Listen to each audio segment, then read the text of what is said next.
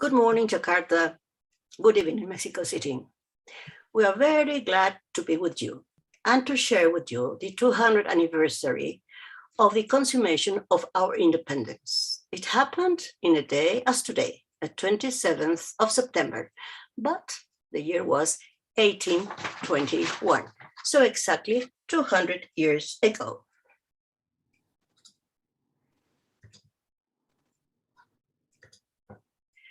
Thanks to the Ministry of Foreign Affairs of Mexico and the YouTube channel of the National Institute of Anthropology and History, we are bound together with you across oceans and territories. I would like to introduce you first of all to my colleagues. Silvia Salgado, here in Mexico City, Doctor in Art History, pedagogue and researcher, will let us know about choir books being freshly written or imported just in times of war and independence. Analía Cherñavsky in Brazil, social historian and doctor in music, will introduce us to pieces of music, specifically piano music, becoming historical accounts. Davies in Chicago, doctor in musicology, will allow us to have a glimpse at peculiar printed music that was introduced in Mexico after the independence. Luisa Vilar, bachelor in philosophy and doctor in musicology, will show us what happened with mourning deaths of a pope and an archbishop in the midst of the Mexican-American War, only 25 years later after the independence. Carolina Sacristán, in the north of our country, in Monterrey, a harpsichordist and doctor in art history, will illuminate us on how, after the independence war, music enabled and empowered women in a men's society. And finally, Antonio Ruiz, doctor in history, will display, both visually as well as orally, how improvised vocal polyphony practice from the 16th century crossed the 19th century choir books of Mexico City Cathedral and landed in a Nahua community of our days. My name is Lucero Enríquez, and I am a musicologist and an art historian, and I will be the host in this event. We start our program with choir books, and we end our program with choir books. What is that? Beginning is the end, and the end is the beginning? Is it a labyrinth? Well, yes, kind of labyrinth. We shall see. I will use history as the ball of a gold thread to guide us in our way out of the labyrinth. Let's see what results. This event will take about 2 hours, so it's a bit long. So have a cup of coffee and a glass of water if you need it, because probably you will need it. But what we will need is a break that we decided after the programs were printed. So we make a break in the middle. So after Drew's intervention, after 3 participations, we make a break to dialogue with you. We are very interested in listening to your questions, to your comments. And if you are so kind as to write in the chat of this transmission, your name and the country you are, where you are writing and listening, we will be very grateful with you. So we can really respond to your questions in these 2 moments of dialogue with you. As you have seen, our seminar is known as Musicat, is an international academic community. We operate as a network since 2002. Our common goal is to study not only the music, but the sound landscape, so to say, of the cathedrals in New Spain and in Mexico independent. Why? In order to approach to the societies of those times, in order to get them to know them better. Music helps a lot for that. Here, the seminar is situated in the National Autonomous University of Mexico. This is a huge campus, as you can see. And there you have in the little middle, the Instituto de Investigaciones Estéticas, the Institute of Aesthetic Research. There is where our seminary, before the COVID, had its daily meetings, weekly meetings, monthly meetings, many meetings in this little place. So here, this is our webpage. we invite you to visit it. Here you can download, without any cost, all our publications, cuadernos, the catalogs, memories, and you also can visit our databases, the chapter acts, the music catalogs. We have also a little library of choir books, and our most recent project, the Red Digital Musicat.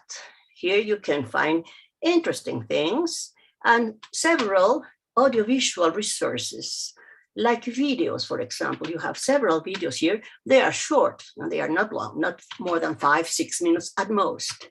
And some other resources we're developing, like, for example, this infografia, where you can listen to the sound of the instruments that were played at the cathedral in the 16th and the 17th century. So, as this is a place of the videos, it is now the time to very pompously invite you to the worldwide premiere of our last video.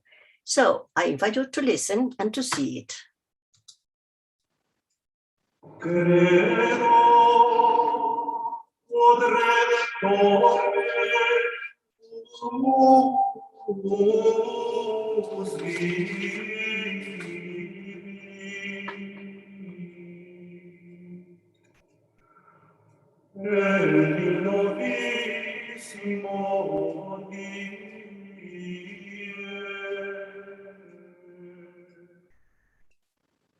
For more than 20 years, these have been places where we have experienced great discoveries.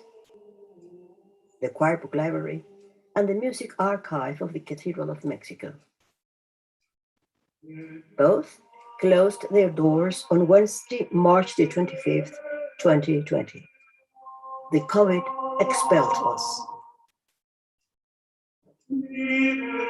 Later, our academic house, the Institute of Aesthetic Research of the National Autonomous University of Mexico, also closed theirs, twice expelled by the COVID. So at once, we found each other alone in a room, sitting in front of a computer screen. One day, working in the so-called new normality, we rediscovered some photographs we had made of a work written by José Ignacio Triujeque in 1843, where there was no longer a music chapel because the cathedral had no money to pay the musicians. It was not due to COVID.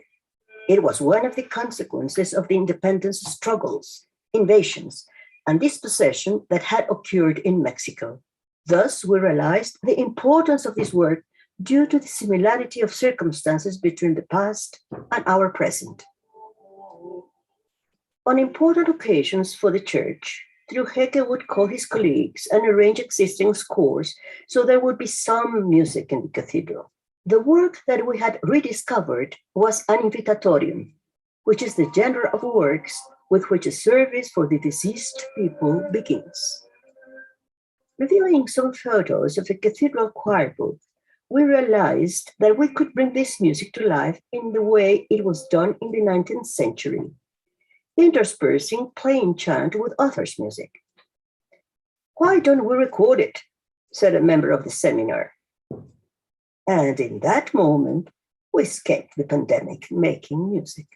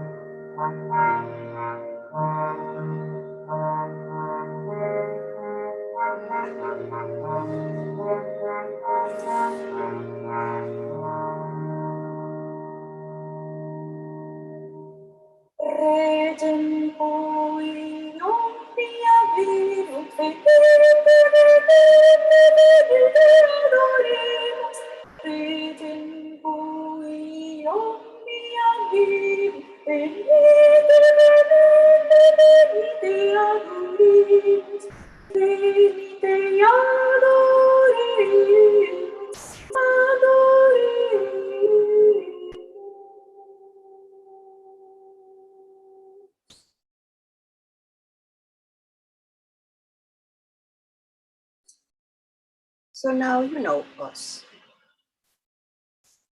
There's a sound that it is not welcome, and I think it is my computer. I don't know if it's the ventilator, but she was not invited, this apparatus. So I don't know what we will do, but now it's silent. I hope it remains like that. So now you know us, and now this is the image of our event. I don't know if we can get out of the labyrinth, but let's try to puzzle out this puzzle. Those of us who are born in countries that were colonized, we know how difficult it is to achieve a little bit of independence, not much, but at least a little bit. In Mexico, the independence revolution lasted 11 years, during which all kinds of conspiracies, trade treasons, well, slaughters, bloodshedding everywhere. There were only once in a while some periods of apparent calm. The revolution started on the 15th of September of 1910. And officially ended on the 27th September of 1821, the date we are celebrating today, anniversary.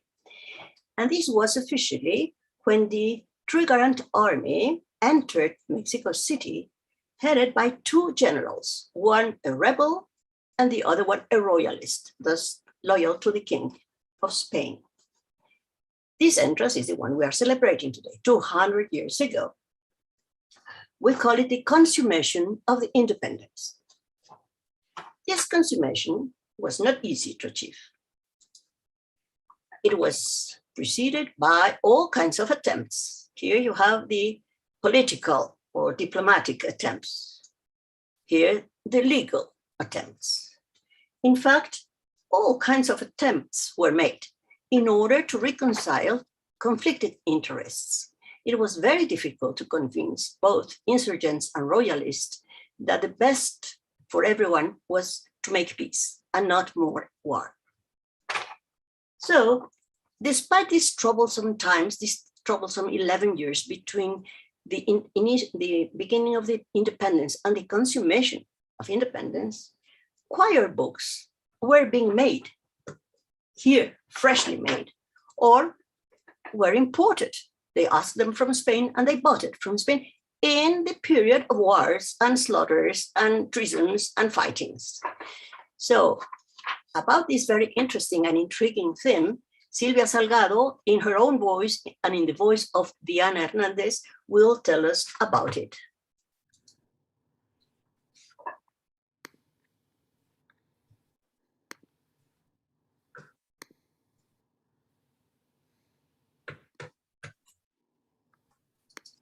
In Mexico, the history of Catholic choir books goes back to the 16th century, a few years after the fall of the capital city of the Aztecs and the triumph of the Hispanic crown in American territories. At that moment, European manuscripts and printed books began to arrive from the Iberian Peninsula. These books became important instruments in the material and spiritual conquest of the inhabitants of the American area in the New World. During the 3 centuries that the colonial period lasted, hundreds of choir books were both produced and imported.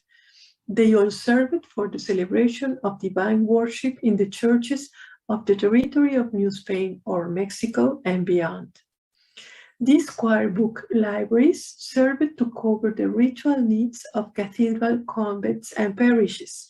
In general, choir books contain music related to 2 different types of practices. One corresponds to monodic singing, where several singers simultaneously intonate a single melody. The second entails polyphonic singing, where several melodic lines are heard in counterpoint. Monodic singing books are usually larger in size than those meant for polyphonic singing. Monodic books will be placed on a large lectern placed in the middle of the choral space, and several members of the choir, located at different distance according to their hierarchy, read from the same book. On the other hand, polyphonic books will be placed on a smaller lectern. A more reduced choir, formed by professional singers, will take place around it and read for the same book. The text of these monodic and polyphonic pieces comes mainly from the Bible and the rites established by the Church over several centuries dating back to the origins of Christianity. These texts also draw from various Judaic sources. The singing of these texts by the members of the choirs became a fundamental way of supporting and formalizing the celebration of the divine office and the Mass. For this reason, ecclesiastical dignities participated together with the singers who had to comply with the rules of choir that served to regulate the functioning and the behavior of its members. As for their materiality, shape, and design, the general feature of these novel Hispanic choir books are quite striking. They can measure 80 centimeters or 32 inches in terms of height and can weigh 40 kilos or 100 pounds.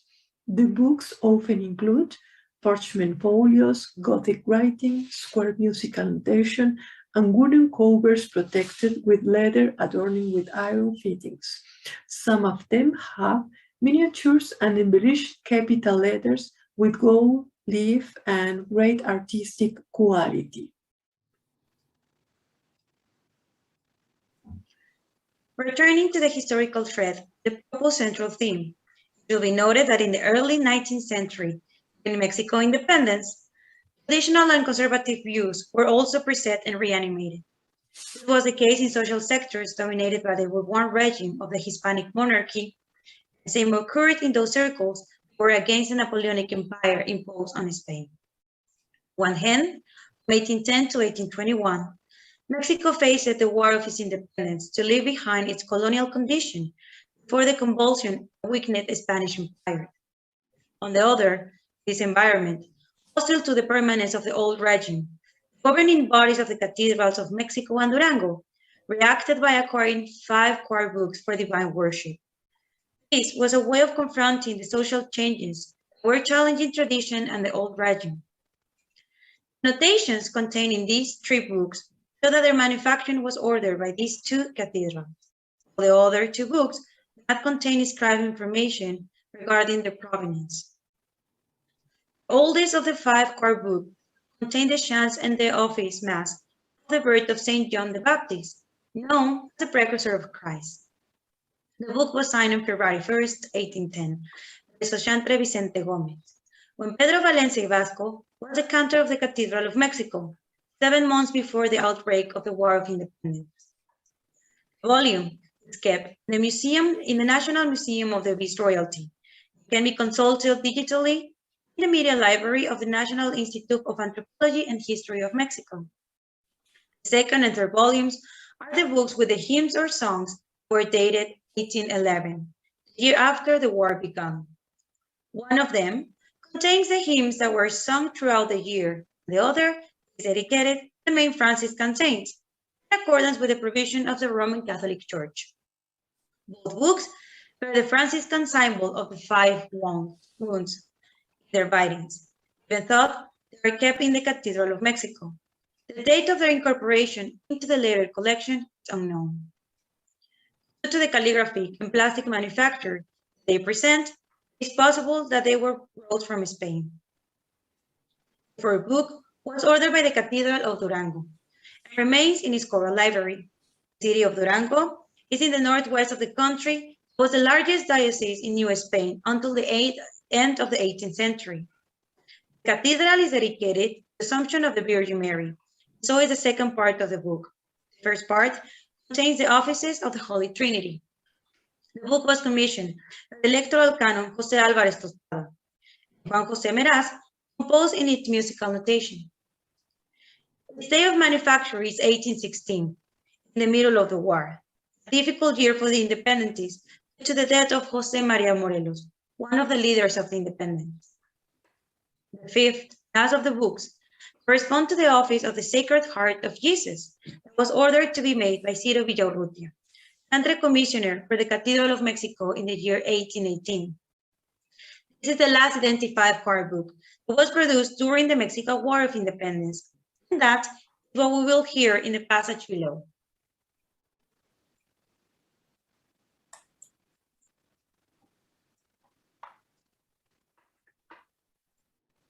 E credimini et videte filii Sion, regem Salomonem in diademate, quo coronavitem mater sua,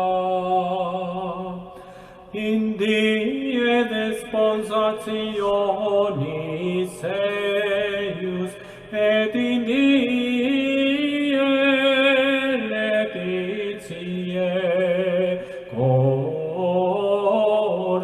eius. Erunt David cor meum verbum bonum, dico ego opera mea regi.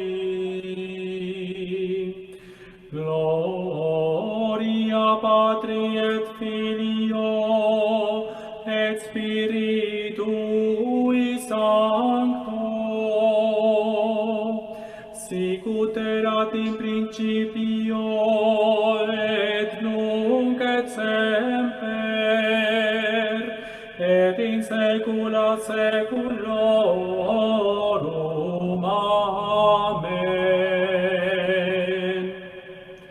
Egredimini et videte filii Sion, regem Salomonem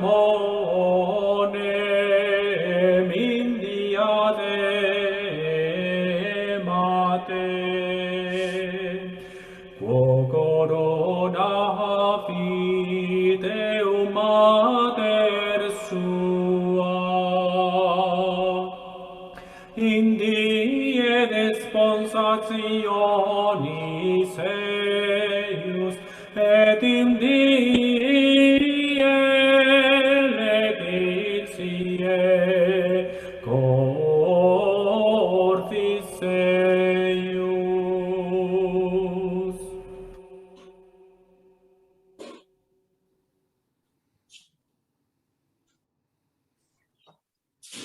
It should be said, before the work we just heard, the same volume is the mass dedicated to San Felipe de Jesus, first Franciscan martyr from New Spain, who traveled to Japan as an evangelizer, the Manila galleon called La Nao de China. This is the first modern cultural and commercial transoceanic route of the Pacific that was established and developed during the years 1565 and 1816, between the ports of Acapulco in Mexico and Manila in the Philippines. Finally, we can say that the production of the 5 choir books here described was not carried out under the fire of the cannons of war, but more likely during those periods that favored the defenders of the king, or when the battles were fought in another territory.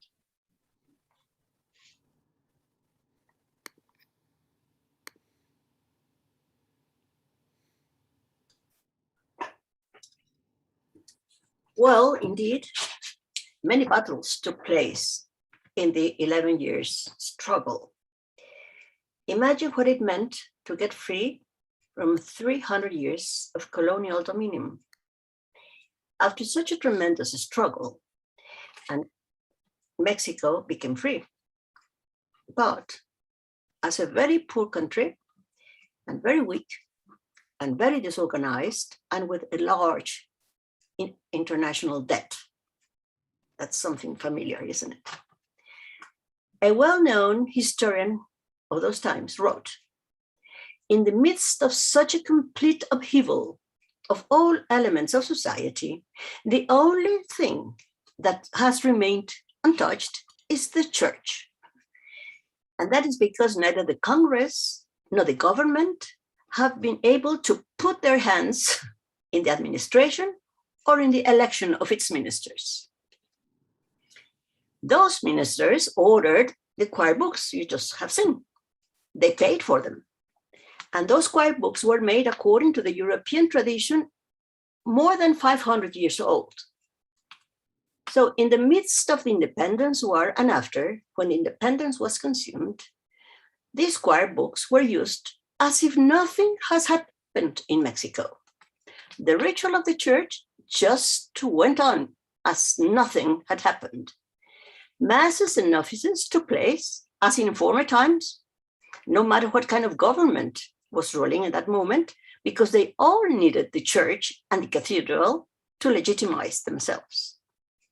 Therefore, people who attended the offices and the church, the masses, for example, they were surrounded mainly by the sound you just heard from the liturgical chant, as the one they have heard before. The cathedral sound landscape remained as always. Yet, after the offices, those people went and attended to parties, where a new dance, almost forbidden, was just emerging. A dance with couples embracing and whirling around the room. Such a dance was not only fashionable, but it became synonymous of modern, and that dance was the waltz. So Analía will talk to us, will show us one of these collection of waltzes that still you can find today in the musical archive of the Mexico City Cathedral.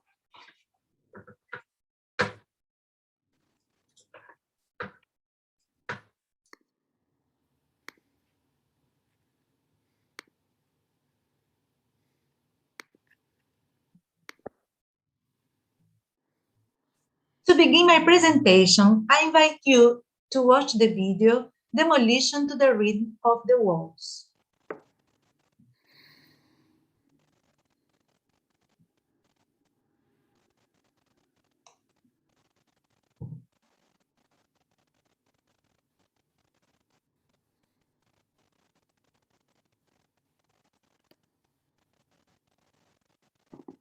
A historical fact captured in a special way.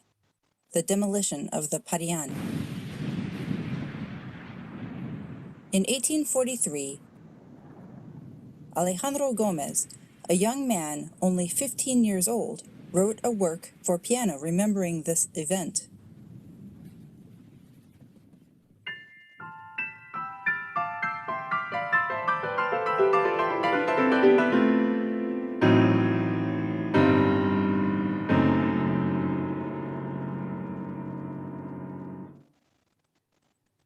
The Parián was a market located in the heart of Mexico City.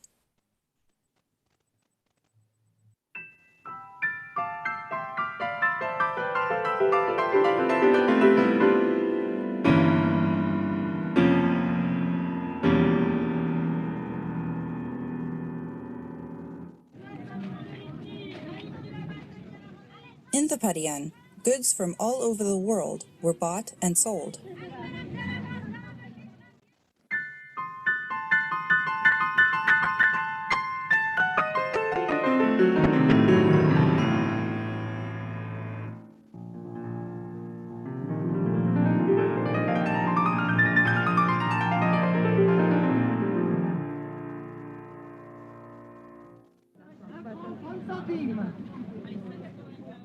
The Parián was a meeting point for society.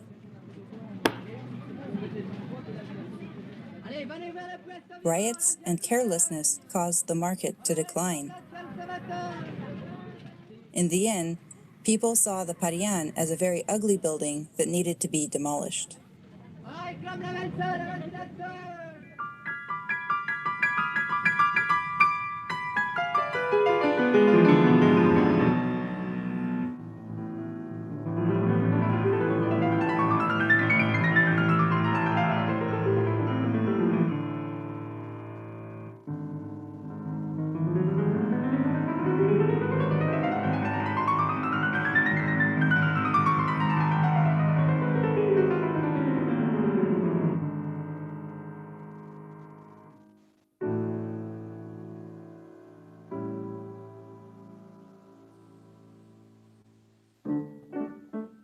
This event allowed the market and its demolition to be recorded in history in a unique way, to the rhythm of a waltz.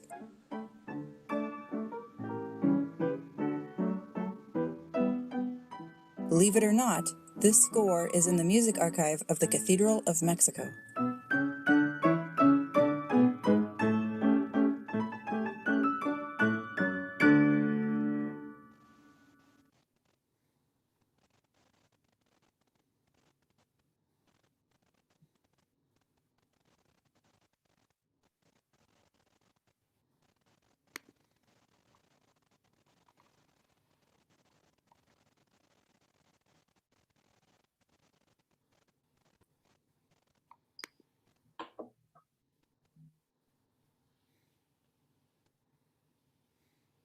Believe it or not, this score is in the music archive of the Cathedral of Mexico, as Musicat's video tells us.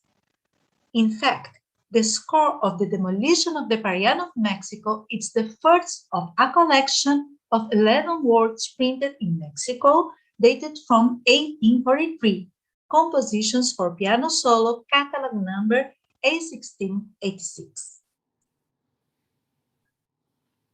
Each score was published separately and were shunned together to form a collection.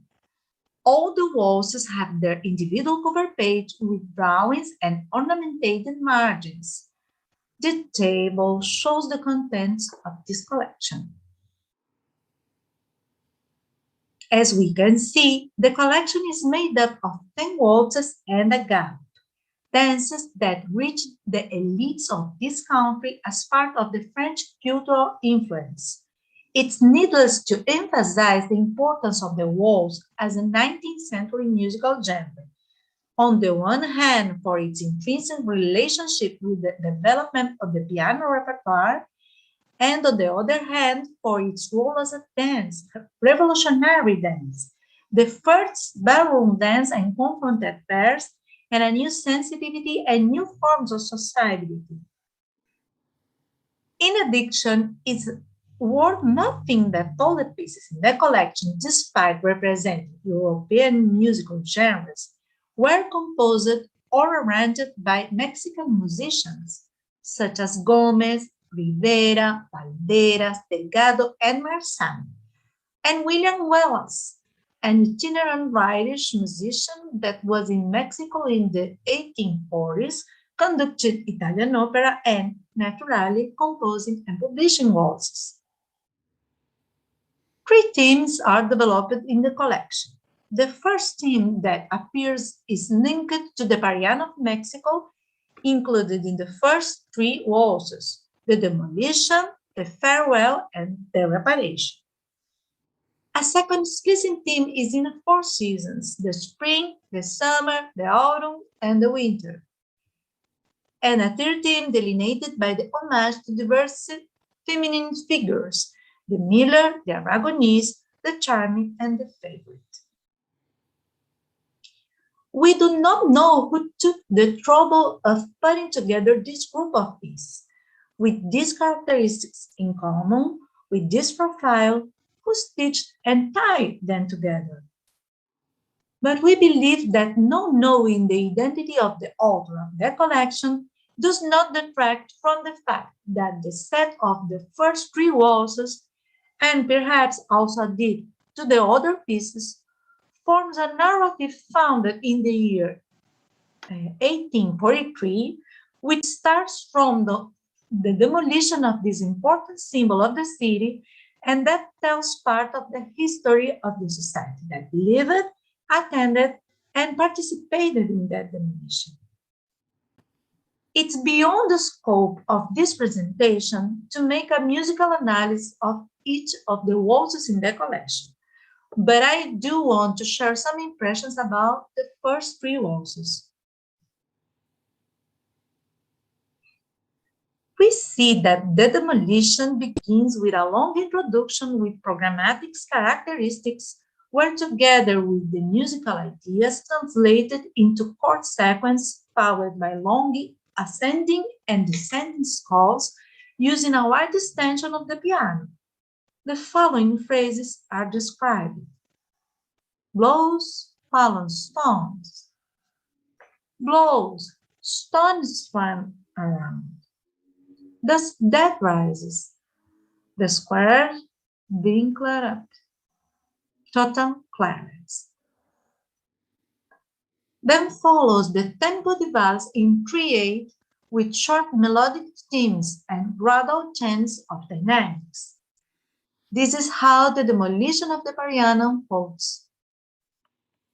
The Pariano was the market located in the heart of Mexico City, as the musical video informs us, where merchandise from all over the world was bagged and sold. At this point, it's perhaps interesting to remember the important Manila galleon, which made crossing between the Philippines and New Spain, reaching mainly the port of Acapulco. From Acapulco, the merchandise went to the capital, part of the continued on to Veracruz, where it was shipped on its way to Europe. Another part found its final point of sailing Mexico City, where the main place of marketing was the Pariano, a vast building that occupied more or less the square that now has the name of Zócalo. Named the Pariano after its counterpart in the Philippines, this place kept within its walls a great variety of Eastern and of European merchandise and from around the world. It's occupied by the stores of silk merchants, fabrics that present the most varied assortment, and in front of their stores there are women's stalls with all kinds of fruits and herbs. The inner part was crisscrossed by narrow streets in all directions, and in the center there was a block of boxes, which was the name given to all the stores in the building. Decadent due to repeat. riots and neglects, as musical video once again inform us, began to be seen by the people as a very unpleasant-looking building that had to be demolished in the service, at least in terms of discourse, of modernization and the imposition of a new social, economic, and aesthetic model for Mexico. The 19th century marked the periods of rearrangement of the internal structure and the image of the cities as a symbol, and why not, of the identity of the old and new Mexican nation. To the new nation correspond the music, the waltz. We invite you to listen to the Farewell of the Pariano of Mexico, a waltz composed by Jesus Rivera.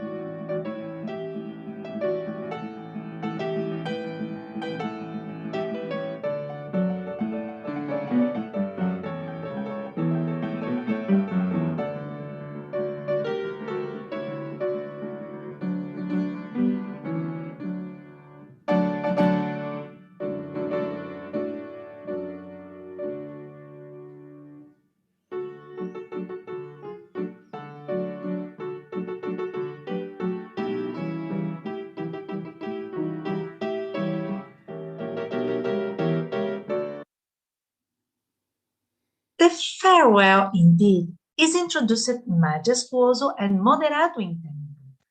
It's followed by the tempo di valse in 3/8, with a less conventional piano accompaniment and abrupt change of dynamics, going from fortissimo to pianissimo in a few bars. However, in most of the piece, the score indicates dolce, and when the second theme is performed, it's in a minor key. Indicates con mucha delicadeza, with great delicacy. Of course, the farewell demands solemnity, but at the same time, it's necessary to treat it with care and delicacy. But let's move on our third waltz, the Reparation, composed by Agustín Valderas, piano and singing teacher at the National Conservatory of Mexico.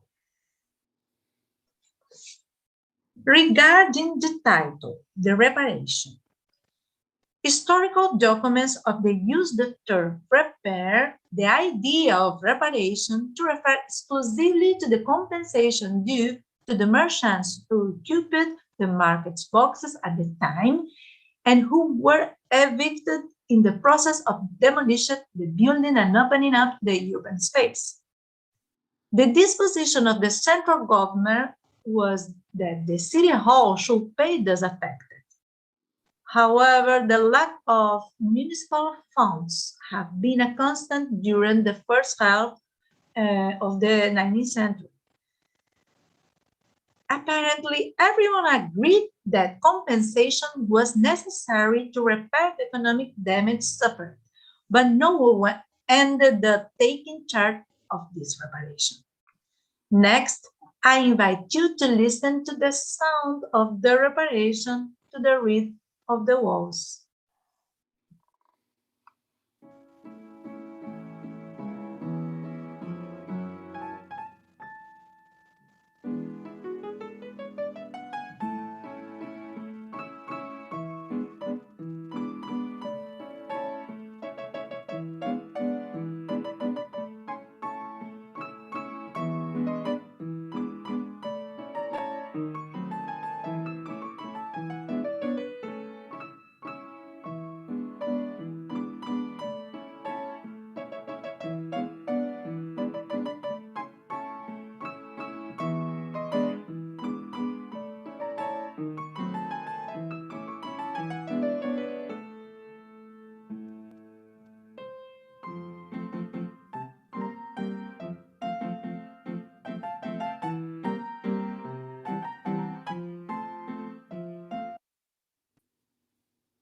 A short and simple introduction leads us to a first wall with Ruiz as the score marks. It's interesting to call attention to the fact that, unlike the walls of the demolition, which begins in tempo ad libitum, and the walls of the farewell in 3/8, the walls of the reparation comes in 3/4, calmer, with an accompaniment very simple and traditional of walls in its broken chords. Another piece of information is that while the first two waltzes begin and end in the key of D major, the reparation is in A major, that is, the dominant key of D. Finally, the society that deals with repairing is the one that dominated, right? Speculation, of course. I return to our motivating video, Demolition to the Rim of the Walls, which ends its exposition with the phrase, "This event allowed the market and its demolition to be recorded in history in a singular way to the rim of the walls." This idea refers directly to the role of the score as historical document, but I wanted to add value to the role of the score as a writing record of sound musical matter as well. Hearing the music of the waltzes gives us other possible impressions of the society that created, cultivated, and propagated it, and in which, of course, it makes sense. To finish this talk, I want to link the titles of the waltzes with the questions underlined in the subtitle of our event: Demolition and Farewell Beginning, Reparation, Labyrinth. I think it's not necessary to explain the link between demolition and end, so I will go to the second link, Farewell Beginning. And for that, I will go to a musical reference that repeated da capo al fine used in two of our waltzes, the Farewell and the Reparation, and popularized by the form of the capo aria of the Italian opera, another of the most important musical presence in 19th century Mexico, and more representative of that new romantic sensibility and its ambiguous relationship with tradition. And finally, the reparation labyrinth link. The apparent consensus regarding the need to demolish the riparian in order to beautify and clean up the city found its limits when the financial difficulties of the central and local government postponed, restricted, and finally eluded the payment of compensation to those affected. In this context, it is interesting to share with you the first definition of the term labyrinth in the RIE dictionary, a place artificially formed by streets and crossroads to confuse those who enter it so that they cannot find the exit. Thank you very much.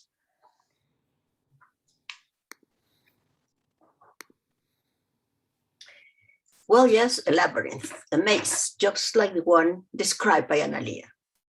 That is exactly how Mexico looked in those years after the independence.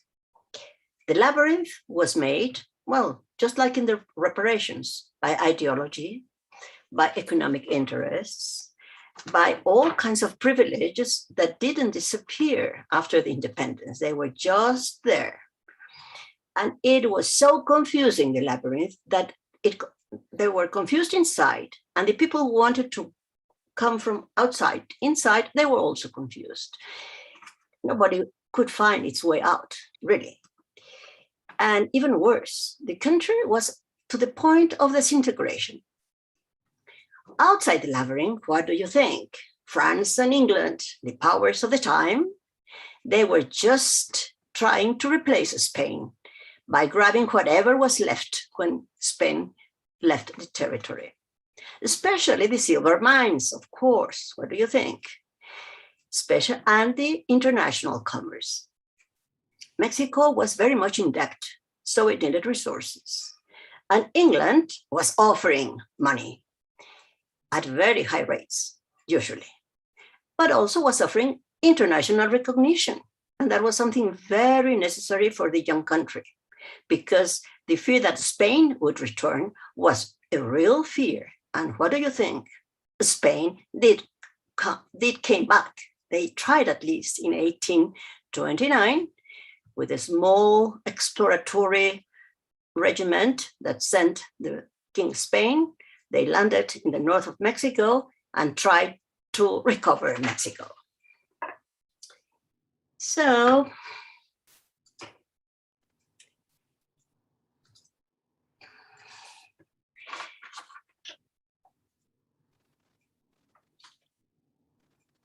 Spain did not manage, but I think I am a little bit lost. And now it's time to Drew.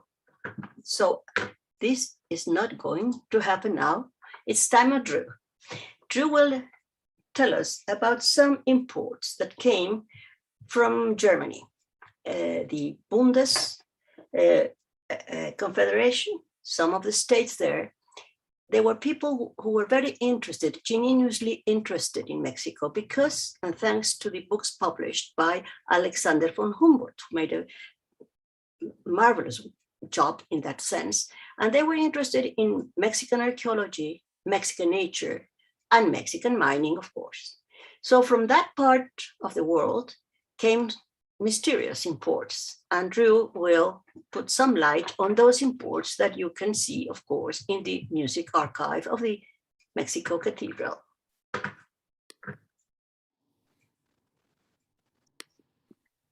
Good morning and good evening.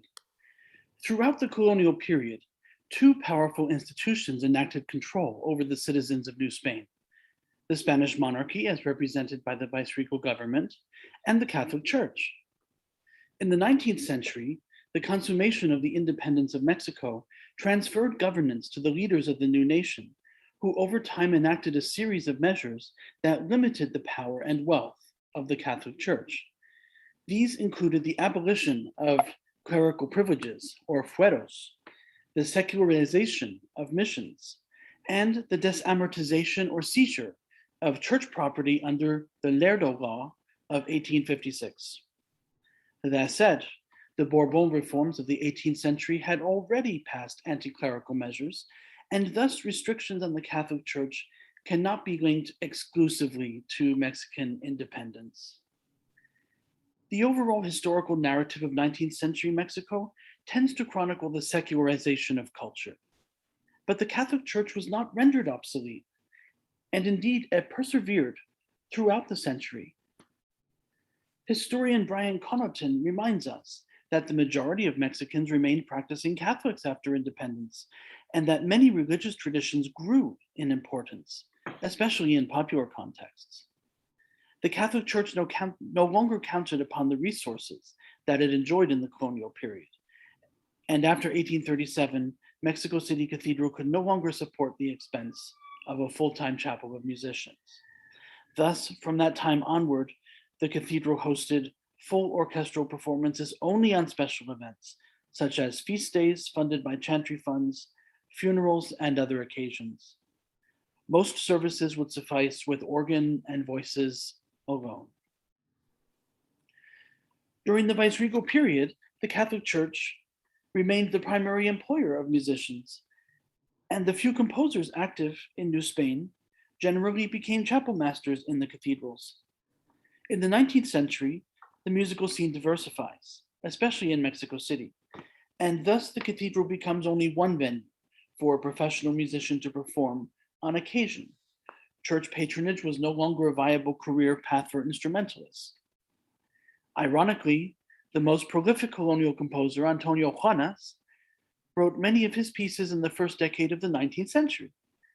The music of Juanas is not well known today, but it is notable for its simplicity in comparison with the music of previous generations. In fact, he even wrote some of his vocal works to be performable with or without the accompaniment of violins and other instruments, such as this Salve Regina, which in its version without instruments could have still been performed throughout the 19th century. Here, we hear it with strings, as performed during the 15th anniversary celebration of Musicat in 2017.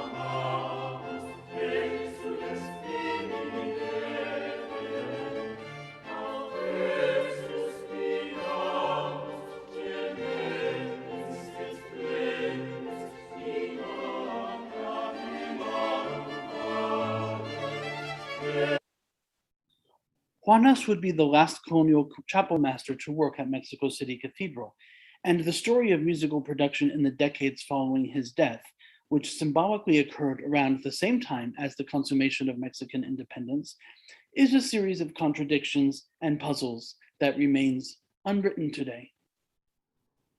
The trajectory of church music in 19th century Mexico mirrors general European trends, although it is not clear if the developments occurred for the same reasons. Many of these European trends are in themselves contradictions. For example, composers cultivated ever larger and ever smaller forms, and thus we see an enormous work, such as Giuseppe Verdi's Requiem of 1874, balanced by Charles Gounod's miniature setting of the Ave Maria from 1853, which incorporates the ancient music of J.S. Bach. Both of these pieces are classics of the 19th century church repertoire. The same is true in Mexico, where composers such as Jose Antonio Gomez wrote lengthy masses for special occasions at Mexico City Cathedral, despite the absence of a full-time music chapel. Other composers were writing short devotional songs that could be performed in the church or in the home.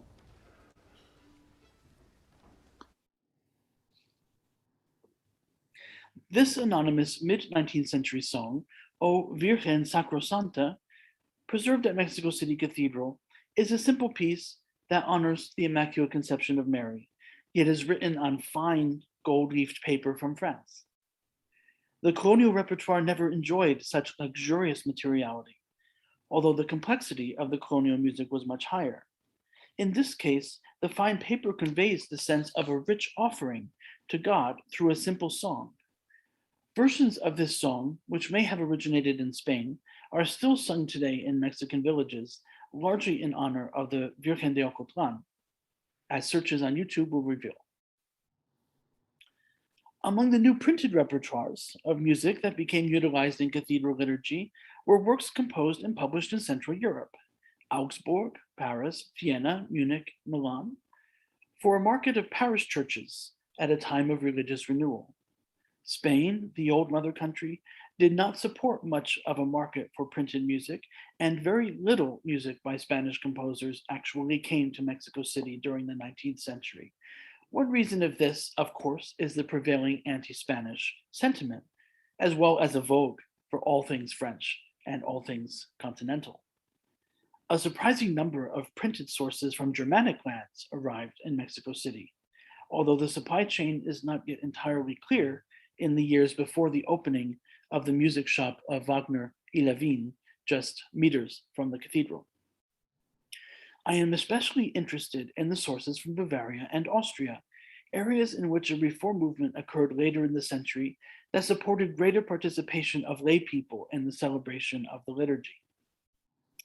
It is not uncommon for these German and Austrian works to have titles that evoke popular rural culture as a symbol of purity. An early example of this tradition of printed music from Augsburg is a set of Vesper songs for rural chorus written by Donat Müller, a composer almost unknown today.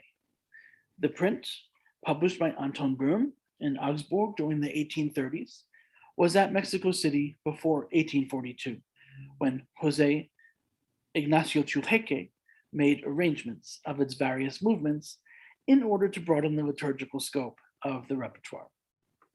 Churreque left notes on the title page in order to show the liturgical services that he rewrote the Psalms for, simply by changing the words and keeping the music almost the same. As can be seen, he even tried to make his manuscript arrangements look as closely like the printed original as possible. On the left, we see the original from Germany, and on the right, we see the arrangement from Mexico City. The source of Müller's Psalms, the publishing house of Anton Böhm, was founded in 1803 in Augsburg, and it still exists today as a major publisher of sacred music.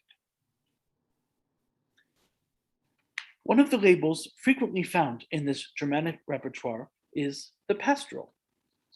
Of course, the genres of pastoral cantata had flourished in both Italy and Austria since at least the beginning of the 18th century. The Italian pastoral, which evokes the shepherds at Christmas, typically uses 6/8 or 12/8 meter with simple chords, singable melodies, and sometimes the flute. Indeed, several masses by Antonio Juanas even include sections titled Pastorella within the Gloria conforming to these conventions. The Austrian pastoral is similar, but sometimes uses the 2/4 meter typical of traditional Austrian dances. Importantly, scholar Geoffrey Chu has noted that there is never dissonance in the chords of pastoral music, which is aimed at a bäuerisches Gehör, or a farmer's ear. In the concert repertoire, we know these gestures from Beethoven's Pastoral Symphony written in 1808. In Central Europe, an evocation of the purity of rural culture, together with a new desire for the Middle Ages, form important aspects of Romanticism. One composer, Anton Diabelli, will forever be linked to Beethoven because of the latter's Diabelli variations on a waltz melody written by the lesser-known composer. Working in Vienna, Diabelli was both a publisher and a composer, and wrote several hundred works for church services, including 5 Landmessen that are preserved intact in Mexico City. These prints were probably purchased in the mid-19th century and would have been used for special occasions, as they are written for a large orchestra with relatively easy vocal parts that choirs in Paris churches in Central Europe could sing. Hence, they are country masses, Landmesse. If we listen to a section of the Gloria of the Landmesse number 5, we hear a lot of monotone singing behind relatively active and interesting music for the professional violin players who would have been hired. In many of these works, most of the instruments and even some of the voices are optional, and versions of this work can be performed with only organ or a minimum of forces.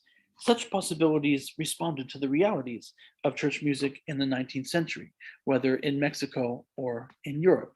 Let's listen to a few seconds of this work through an electronic representation found on YouTube.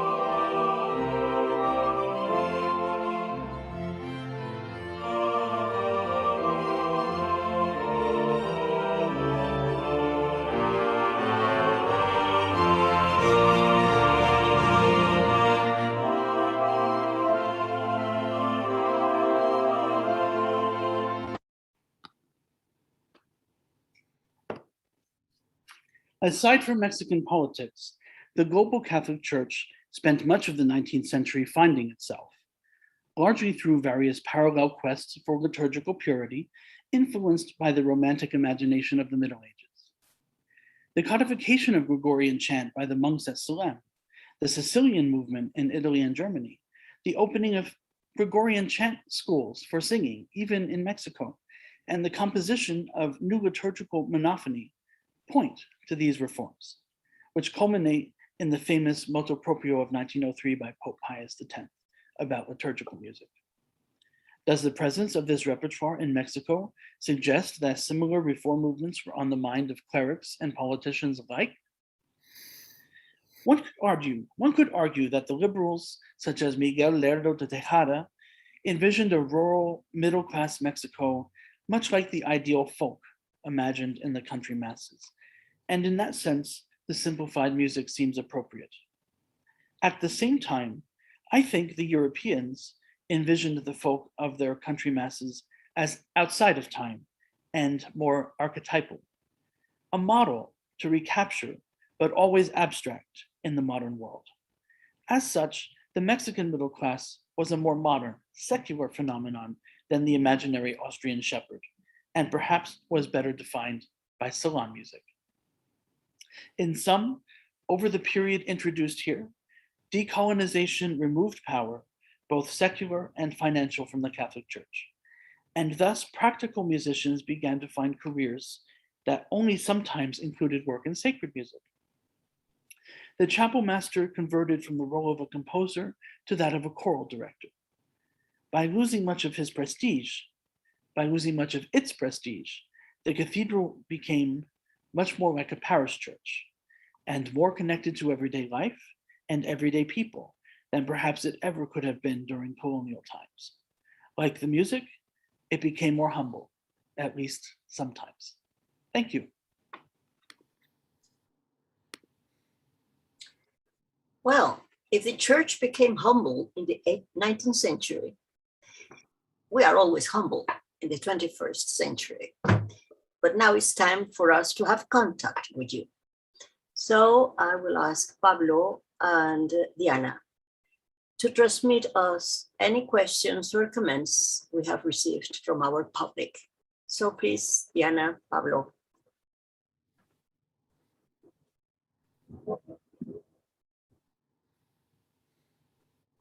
Hello, good evening, everyone. We would like to start answering the question why this is in English, porque esto está en inglés.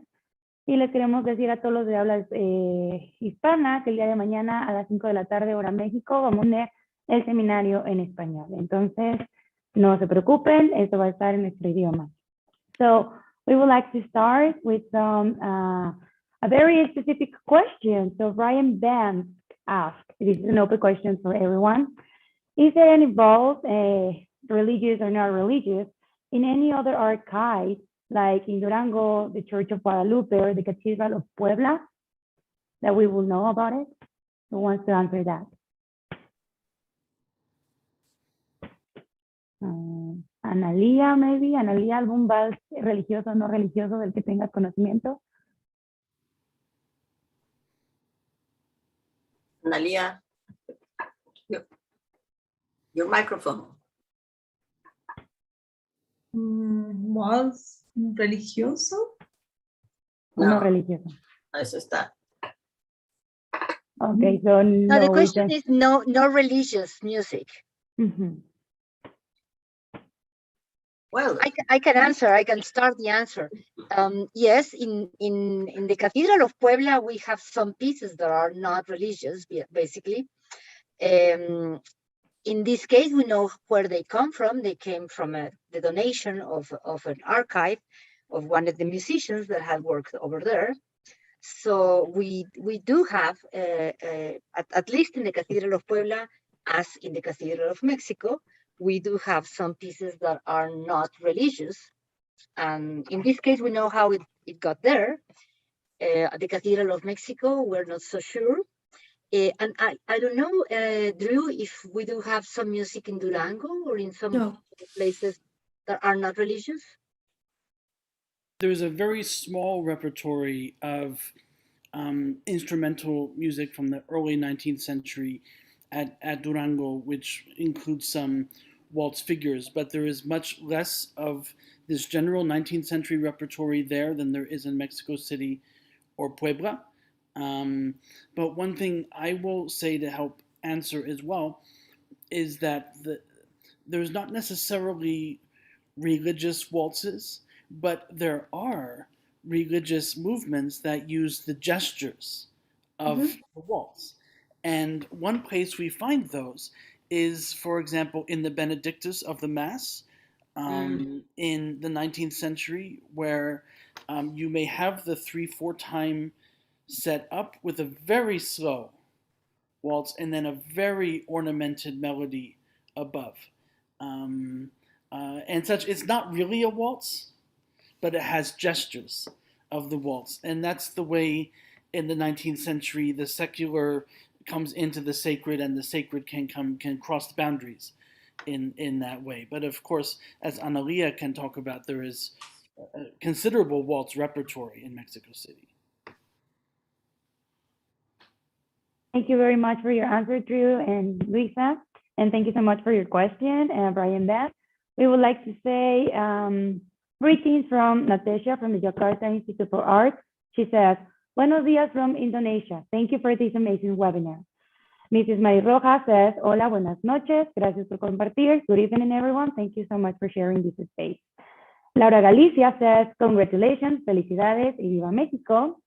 And greetings all the way to Florida to Javier Mendoza from Miami and Sergio Arteaga Gadar from Orlando. Thank you very much for watching this webinar with us. And continue with the greetings.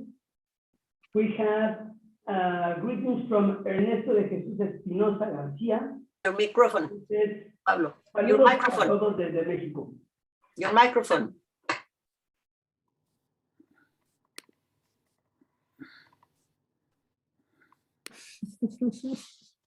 Sorry, sometimes. Now it's okay, no? Now it's okay. Oh, sorry. So I begin from the beginning. So we have greetings from Ernesto de Jesús Espinosa García. He says in Spanish, "Saludos a todos desde México. Gracias por la invitación de la charla de hoy y en especial para la Embajada de Indonesia. Me encanta este país tropical." So he says, "Greetings from everyone from Mexico City. Thank you for the invitation to the talk today, and special from the Embassy of Indonesia because he loved this tropical country." We have greetings from Araceli Rodriguez for this magnificent project. Alan LW from Indonesia. Thank all of you for this amazing webinar. He wrote from Francisco Jakarta Institute of Arts. And El Huaychican de Barrio, he says, "Amazing," as well of Michelino from Jakarta's Institute.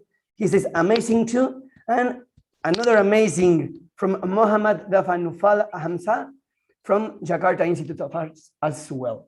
So as the moment is all the greetings that we have, and no further questions.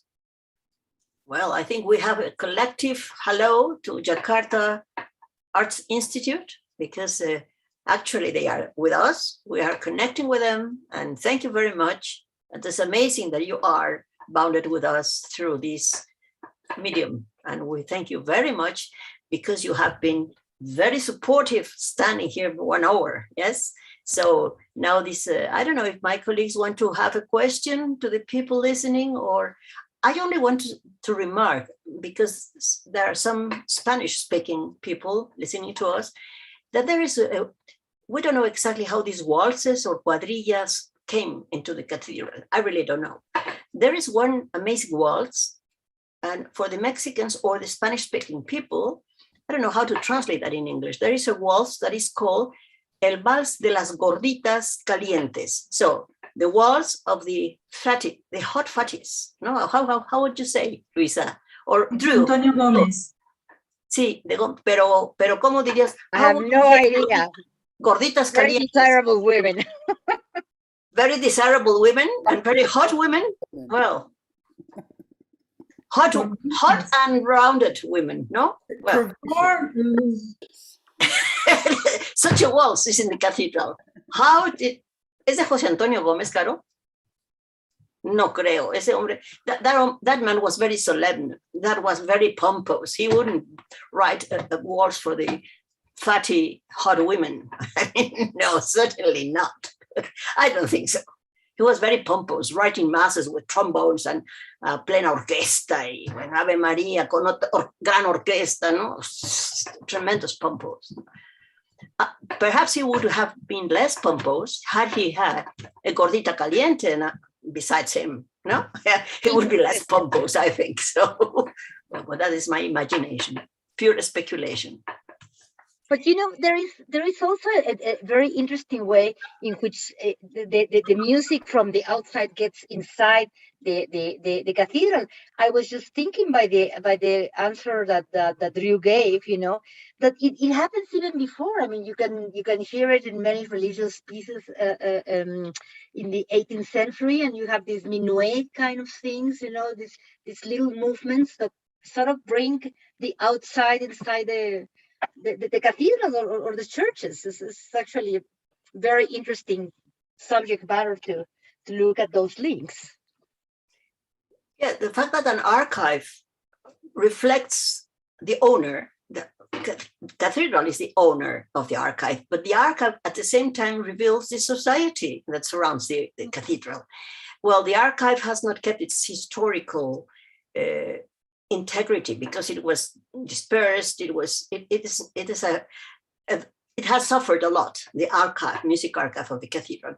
But sometimes I have the imagination that perhaps the canons would dance some quadrilles. I mean, who knows? They have a piano there. They have a salon nowadays. They have, why not? Just pull your, I don't know how to call in the rope, the rope they use. They just kind of, never mind, let's dance quadrilles, because they don't have ownership. So from where did it come from, this kind of music? But it is in the cathedral. So it shows something. And I think we have to go like Sherlock Holmes and see how does people, that is a second stadium of investigation. We are now just finding out what it is there. And then we have to follow how it came there. I think that is 2 lines of investigation, which is very, we invited people in Jakarta. Why don't you come here? It's also tropical for the people who love to be in Jakarta because it's tropical. Here we have also tropical places. Well, Caro is in a very tropical places with no sea, huh, Caro? She's in 35 degrees or something like that. So well, shall we proceed? Shall we go? So now, after this interesting dialogue with you, we go again to chat, because you will have many questions after you hear Caro and you hear Antonio and you will hear Luisa. So we were in the economic problems of the nation, of the new nation, yeah, and of everybody. Well, big countries wanted to invade it. Spain didn't get it. But what do you think about France? France invaded us twice. This first time is because France didn't get exactly the privileges that she wanted, nor the money she wanted to be paid. So beautifully, she invaded us in 1838. It's called the Cake, the Cake War, because it was, well, the excuse was kind of not payment of some pastry somebody had bought, but well, that was of course the excuse. They invaded us. Here you see it. In the sources are French, by the way, yeah. And here you see how we put them in the puzzle. And after this invasion, 10 years after this, in 1847, our neighbor, the now called United States of America, always expansionist, they declared us war in 1846. Yeah? And as a result of the war, we lost the war. And with the war, we lost also half of the territory. So in 1847, Mexicans were quite sad and quite angry, I think so. both things. But in this very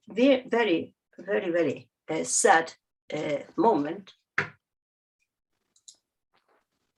when we have lost half of our northern territory, something happened in Puebla that Luisa is going to tell us, because they were very sad and very conflictive moments in our country. So Luisa, we hear what sadness you have to share with us.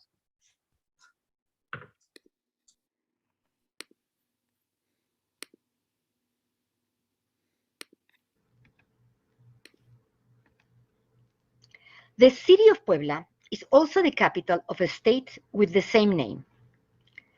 Marked in red in this map, as we can see, it lays southeast of Mexico City, and 82 miles separate the cathedrals of these two major cultural centers. To travel from one to the other, one crosses a beautiful forest with two famous volcanoes whose names in Nahuatl language are Popocatépetl and Itztaccíhuatl. One of them is quite active. Although both cities have kept some alliances, they also compete with each other. Puebla has always considered itself the religious capital of Mexico. This explains why Puebla's cathedral was consecrated in 1649, almost 7 years before the consecration of Mexico City's cathedral in 1656. No one should be surprised that these two important cultural and religious institutions also competed to have the best artists at their service. So some of the finest architects, sculptors, painters, and musicians have moved between cathedrals depending on which one offered them the best payments and musical ensembles. Fortunately, the two cathedrals maintain important archives containing music composed or performed over the course of centuries. Musicologists who study these archives have tended to focus on the music that was composed in Mexico. But, as I intend to prove here, the scores of foreign authors can provide important clues regarding not just the history of the cathedrals, but on the cultural and political history of Mexico. This is the case of an early printed score of Mozart's Requiem shown in this photo. We do not know how or when this score arrived to the Cathedral of Puebla. However, the cover contains an annotation that reads, copied by José Manuel Plata in 59 high-quality folios and 19 booklets, in honor of our most holy prelate, Señor Gregorio XVI, in this holy cathedral of Puebla of the Angels in the month of September of 1846.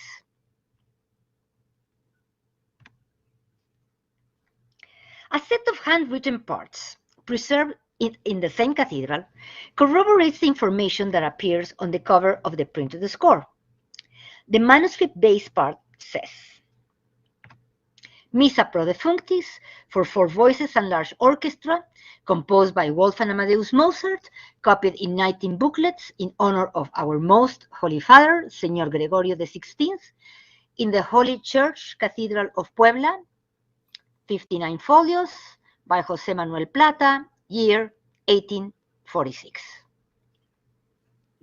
Indeed, Pope Gregory XVI died in 1846. When he became Pope in 1831, 10 years had passed since Mexico's declaration of independence.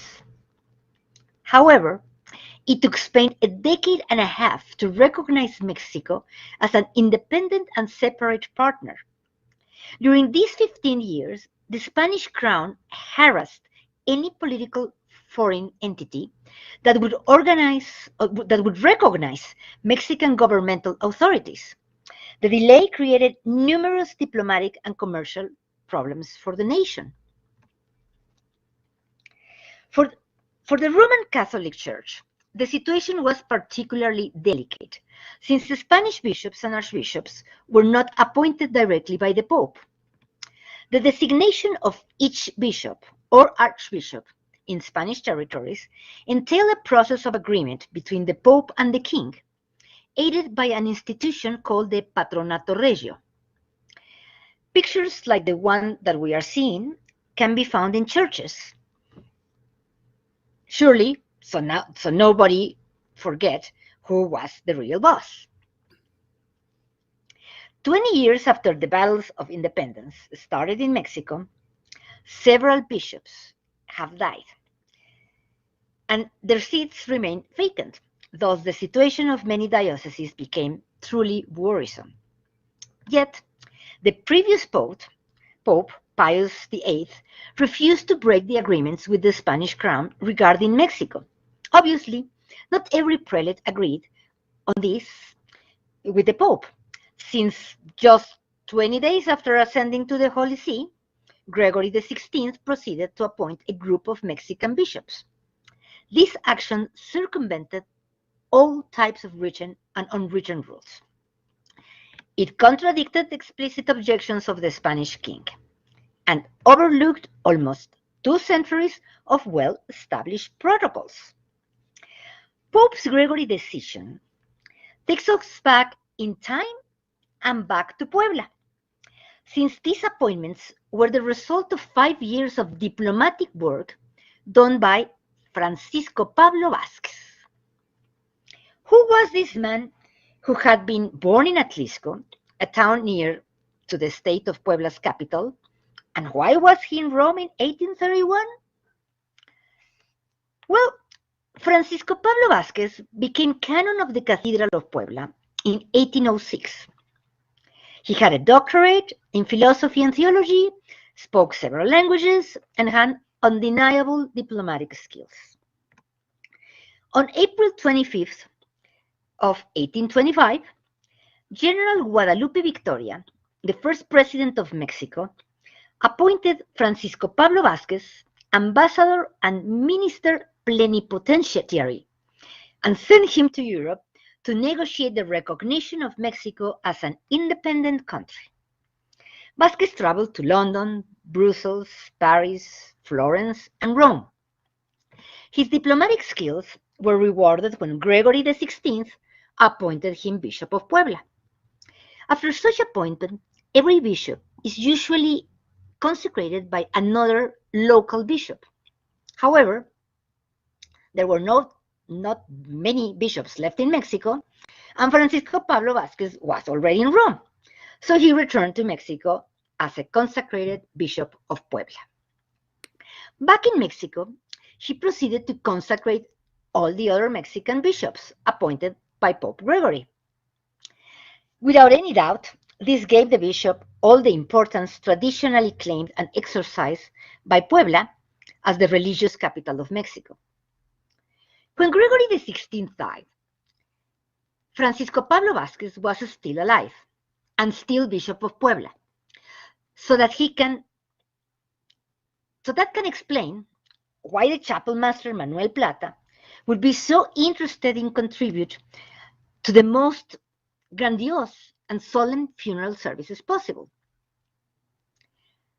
But these were difficult years.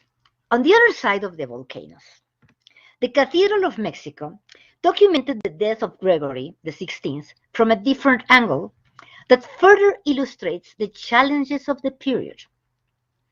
Pope Gregory passed away on the 1st of June of 1846, when Mexico City was already mourning the death of Archbishop Manuel Posada, which had occurred exactly 1 month before. Funeral services for both men were planned for October and early November. They took a lot of time to prepare. However, in between these 2 deaths, on May 13th of 1846, the U.S. Congress had approved a declaration of war against Mexico. This action followed the 1845 U.S. annexation of Texas. Now, the minutes of the Cathedral of Mexico revealed that at the beginning, the clergy, as many Mexican citizens, were not fully aware of the seriousness of the situation. When the month of October arrived, the funeral services of the Archbishop and the Pope were deferred for 2 months, thinking that this was how long the war would last. Yet, the war persisted. 1 year later, the cathedral and the National Palace were surrounded by American troops, as this well-known painting shows. On September 14th of 1847, the American flag was flown over the National Palace. And on December the 3rd, the Cathedral of Mexico decided to suspend the funeral services for the Pope and for the Archbishop. And they also decided that 500 masses would be offered instead. The high number of masses to be offered give an idea of the importance of what was left out. Not only a solemn mass with the best music, but also there would be no processions, either inside or outside the cathedral. It also meant giving up the idea of building a funerary memorial. For a pope or an archbishop, these temporal funeral altars, called catafalcos or túmulos, were quite tall and elaborate. To give you an idea of how they looked, I am showing here a picture of the funeral memorial built for Pope Leo XIII in the state of Zacatecas in 1903. Now, as for the results of the war, this map shows Mexican territory before the independence. And here we see Mexico after 1849, with a territorial extension that is much more similar to what the country has now. The Mexican-American War caused Mexico to lose 55% of its territory, and a United States that grew considerably, as we can observe by comparing the two maps.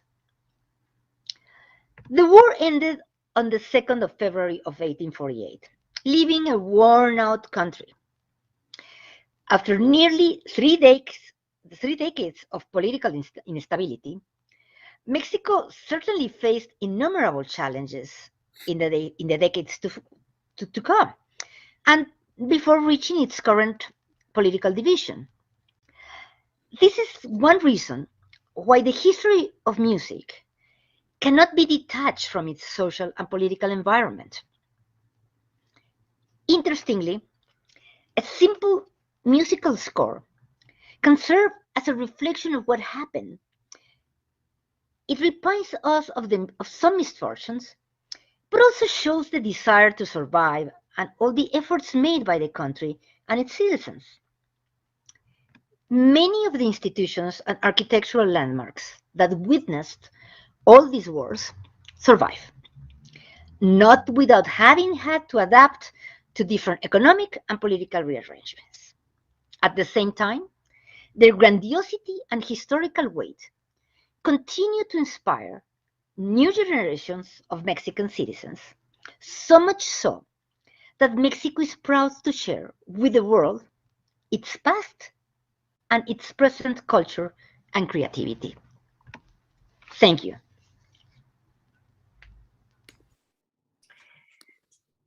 Well, Luisa, 200 years, almost as the one anniversary one celebrating, thanks to diplomacy, we are bound now cathedrals and diplomacy, because it was the Embassy of Indonesia who invited us to this webinar, yes? So thank you, the Embassy of Indonesia and the Jakarta Arts Institute, that they have not fled away. They are coming more people now than at the beginning. So I'm very glad, I'm very grateful, and I think we all will be grateful. So thank you for the Embassy in Indonesia, and that's one of the ways embassies and diplomats join the cathedral and the music. No, it's amazing. So we say in this invasion and this very sad days. In Mexico, we have a saying when we have these troubles, that unfortunately Mexico is so near United States and so far from God. And I think, well, our history proves to be true. The saying is not for nothing, no, not for nothing. So, here.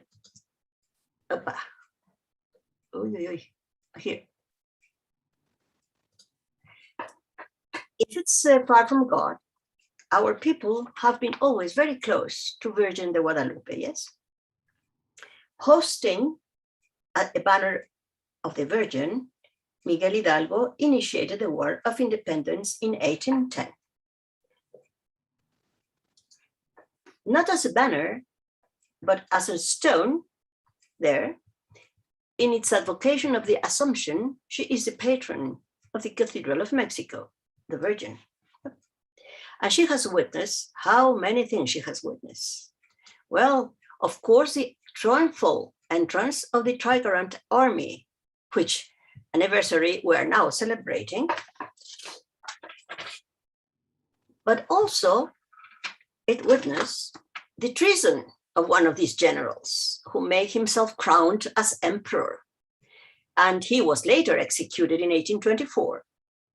Then came the establishment of the triumvirate from 1823 and the fall the same year. The creation of a representative, popular and federal republic in 1824 and its defeat in 1830. And from 1823 onward, the struggles between the Masonic lodges and the beginning of the costly back and forth changing of power between liberal federalist governments and conservative centralist governments. Faced with so much disorder, what do you think? The Virgin, I think, she left the stone place where she is located and say, well, Mexicans, bye-bye, try to fix your problems. Well, not all problems, but Carolina Sacristán will tell us how some persons, especially women, tried to solve their problems, and what do you think? Surprisingly enough, by the hand and with the hand of Mary.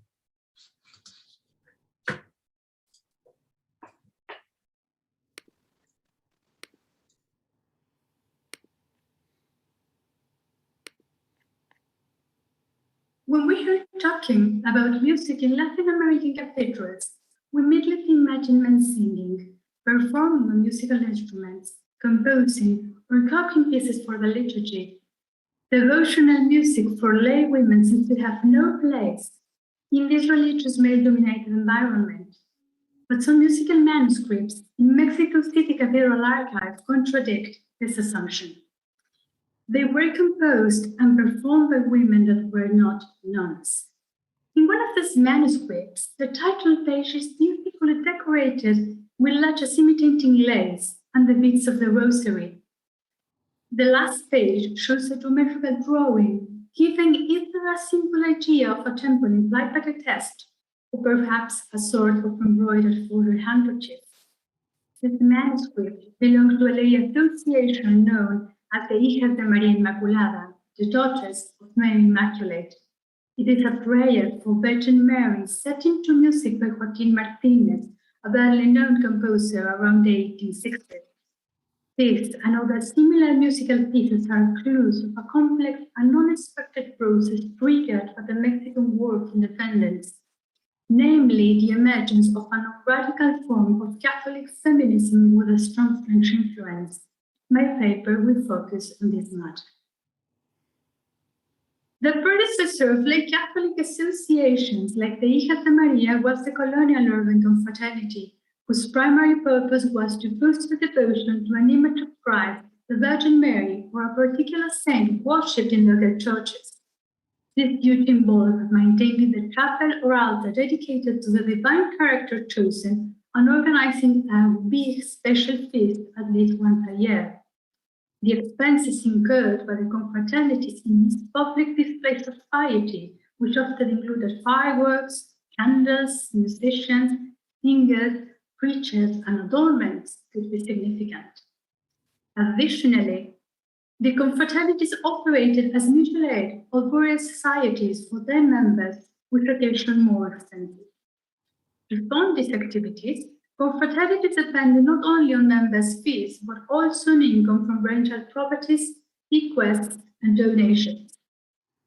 The War of Independence paralyzed the economy, which carried several financial problems on the confraternities. The post-war depression considerably reduced the income of confraternities, and their capacity to support the most relevant religious celebration became insufficient. The breast conditions continued until the 1830s. The cholera epidemic in 1832 warrants the situation. Many confraternities were forced to sell properties to provide their members a decent burial. The gender balance of the confraternities also changed after 1810. Men abandoned or failed to join the confraternities for uncertain reasons, while women's membership increased in the late confraternities. Women contributed to confraternities' survival in an unfavorable religious context. The colonial confraternities were oriented towards collective and public devotional practices. 19th century women adapted them to fit into the more interior and austere religious culture embraced by elite and middle-class Catholics. Women also modernized the confraternities by calling them associations and tailoring them to the political and cultural fashion of the 19th century. After the War of Independence, Mexico sought a different identity in the face of separation from Spain. The anti-Spanish sentiment aroused by the discrimination against mixed race and Mexican Creoles during the colonial period favored the election of France as a model for national reconstruction. France was a symbol of modernity and civilization in all aspects of life.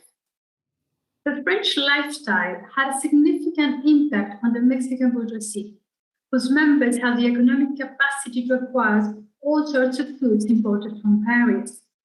The need to rebuild the war-damaged economy and the taste for French culture facilitated the arrival of European citizens that rapidly became part of Mexican society. The Sisters of Charity, a French female religious order founded by Vincent de Paul and Louise Marillac in the 17th century, were among the immigrants. There is an interesting contradiction in the arrival of these nuns. On the one hand, their French origin seems to be one more indicator of the modernizing zeal of the 19th century Mexicans. On the other hand, it also reveals the attempt to strengthen the Mexican Catholic identity for French Catholicism, even though this was an extremely conservative model which had been developed to fight against modernity. The Sisters of Charity were trained nurses that took the orphan girls under their care during the cholera epidemic in Paris in 1830. The nuns founded the Association of the Hijas de María Inmaculada, the Daughters of Mary Immaculate, as a way to reward the girls for their good and pious behavior. The Byzantine sisters arrived in Mexico City in the autumn of 1844 on the invitation of 2 members of the Mexican elite, the Countess Doña María Ana Gómez de la Cortina, whose portrait is not preserved, and Manuel Andrade Pastor, a surgeon who had been a medicine student in France. President Antonio López de Santa Anna allowed the Sisters of Charity to stay in Mexico on the condition of rendering selfless service in hospitals and almshouses. On November 15, the day of their arrival to Mexico City, the Archbishop, accompanied by members of the Cathedral chapter, received the nuns in the Archiepiscopal Palace. The Byzantine sisters established their first convent and orphanage for girls in a building popularly known as the Colegio de las Bonitas, which might be translated as the School for Pretty Girls. In 1861, the sisters managed several schools for girls, including the Colegio de San Vicente de Paúl, which was considered the most prestigious of the 3 schools founded in Mexico City. The Marian Sons, by Joaquín Martinez, preserved in Mexico City Cathedral Archive, belonged to the Hijas de María attending to the Colegio de San Vicente de Paúl, as proved by inscriptions in the musical mantle. The Hijas de María used to wear a light blue ribbon over the chest with a medal attached, which represented Our Lady of Graces, as described by the Byzantine nun Catherine Labyrinth. The girls studied and lived together, but they did not take vows of chastity, obedience, or poverty as nuns did, because the Colegio's primary aim was to turn the girls under its care into proper Catholic wives. The nuns were often busy doing their work as nurses and teachers, and most probably they do not have enough time to perform music. Instead, music and singing were essential for the Hijas de María. They were often required to sing praises, hymns, and prayers during the Rosary and other devotional practices, especially in May, when the Hijas de María marched, dressed in white dresses along the church aisle, offering flowers to Virgin Mary. You're about to listen to a song composed for soprano voice and piano by Joaquín Martinez, which was likely performed during the sorrowful mysteries of the Rosary.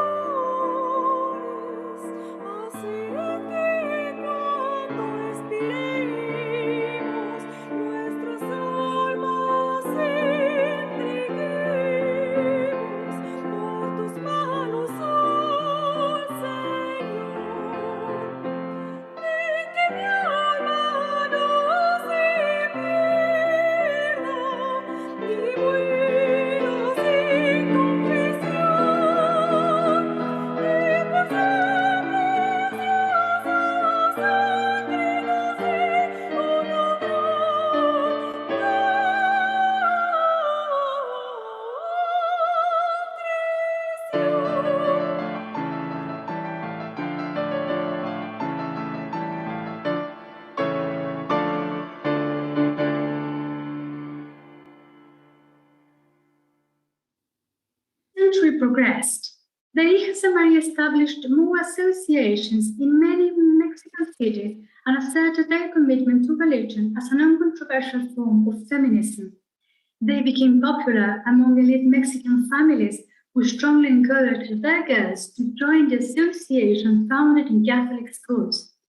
According to the press, upper-class girls belonging to the Hijas de María used to sing and perform music in the most important social and religious events.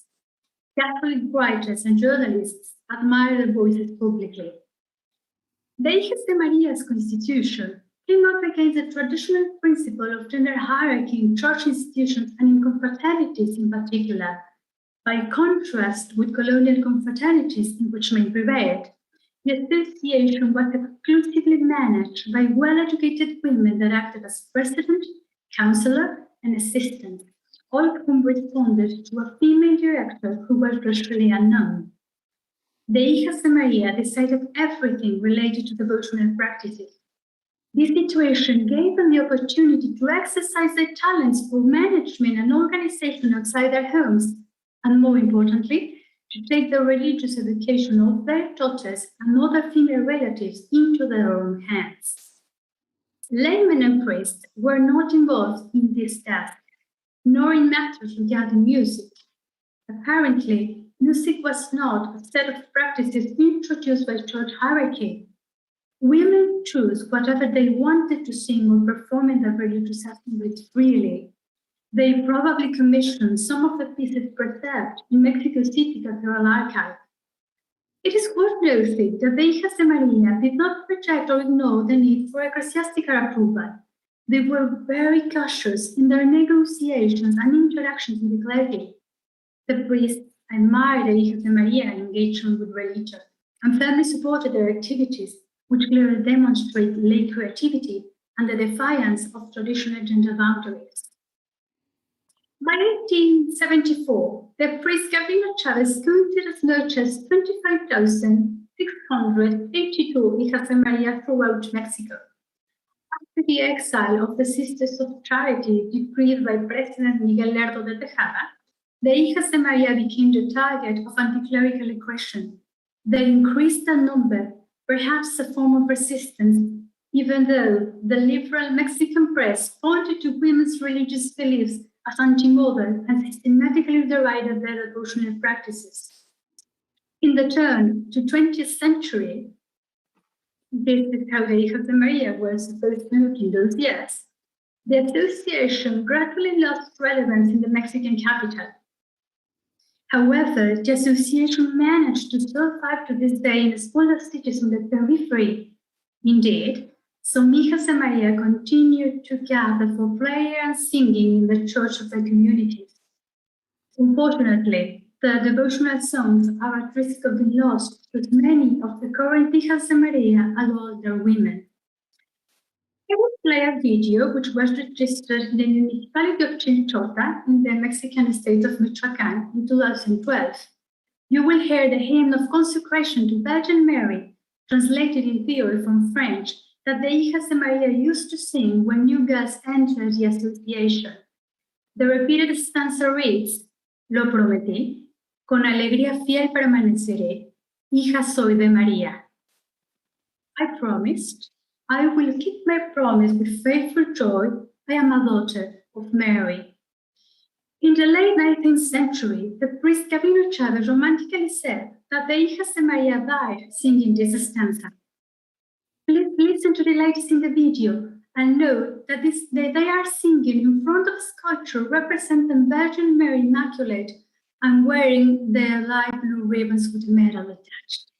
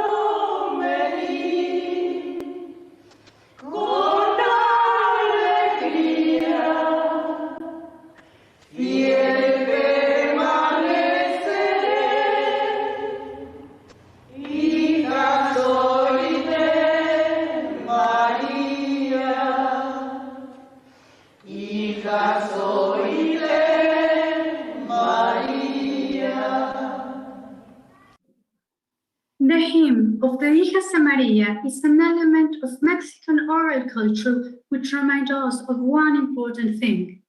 The Hijas de María profit from the political and cultural environment that emerged after the War of Independence and showed a different way of being a woman, feminist, and Catholic in the 19th century. Their religious devotion with French influence demonstrates the interest of women to be at the forefront of political and cultural change. There are still more questions to answer about the Hijas de María. Who taught the music? When did they rehearse the devotional songs? Did any of them compose musical pieces? Did they write about their musical experiences? Why are there musical manuscripts in the archive of a male ecclesiastical institution? These are just some of the questions that I hope to resolve in the future.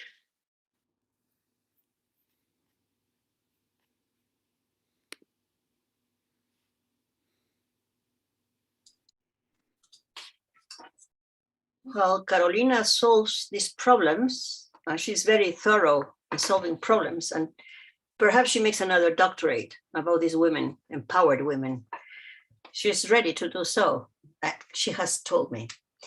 So reversing the questions and the answers, I will now ask, can we imagine how, wait a moment.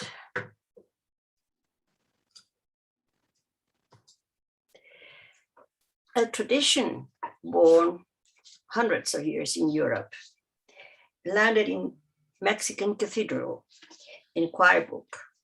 And how is it preserved when it goes far away in a very lowly place in Mexico City?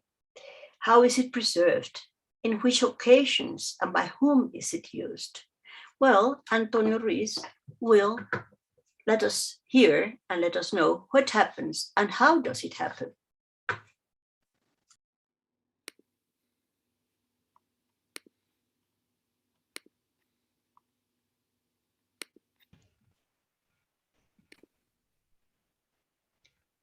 In addition to the consummation of independence, this year marks the anniversary of the conquest of Mexico Tenochtitlan, episode that marks the beginning of a complex and long-lasting process by means of which the current territory of Mexico was falling under the domination of the Spanish crown.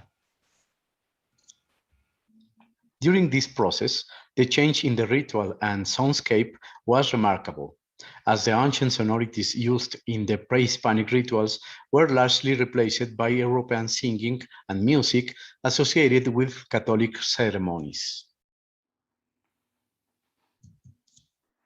The Franciscan, Dominican, and Augustinian friars began the process of conversion of the indigenous population to the Catholic religion. In the convents and annexed schools, they transmitted to the sons of the indigenous nobles the knowledge of European singing and music, and this knowledge facilitated evangelization. Soon after, the cathedrals were established, which also served as centers for the propagation of the Catholic religion and of European singing and music in the vast territories known as bishoprics. In addition to the plain chant or Gregorian chant, singing with a single melodic line, and the polyphony, singing with several voices or melodic lines, in the churches of New Spain, there was present a tradition of singing almost unknown to us, which some have called improvised counterpoint. What was it about? In simple terms, the ability to improvise one or more voices or melodic lines on a plain chant, according to certain roles. Some choir books from the colonial centuries contain possible indications of these oral practices. Let's look at these images from the M01 choir book of the Cathedral of Mexico, which contains works mostly from the 18th century. As we can see, it is a monodic song, that is, it has a single melodic line written. But something happens in the second folio of the image of the right. The ink with which the text is written changes to red. Why is this happening? It is the credo, which in general terms is the public declaration of a Catholic regarding his beliefs and his adherence to the Church. The phrase highlighted in red are the words et incarnatus est de Spiritus Sancto ex Maria Virgine et homo factus est, which can be translated as, by the power of the Holy Spirit, he was born of the Virgin Mary and became man. To emphasize in red this phrase indicates rhetorically that they are the most important words in the credo, because it is the mystery of the incarnation of Christ in which the Catholic religion is based. In the ancient manuals of the cathedrals, it was ordered that at this point, people should get on their knees. But musically, this phrase should also be highlighted by contrasting with the rest of the words. It is possible that specifically this phrase was highlighted by improvising a second voice, as we can hear in the following example. We will hear first the beginning of the credo with a single melodic line, and second, the phrase et incarnatus est with a second improvised line on the main melody.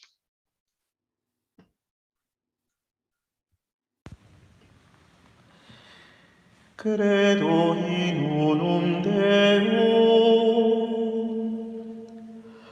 Patrem omnipotentem, Factor in caeli et terrae,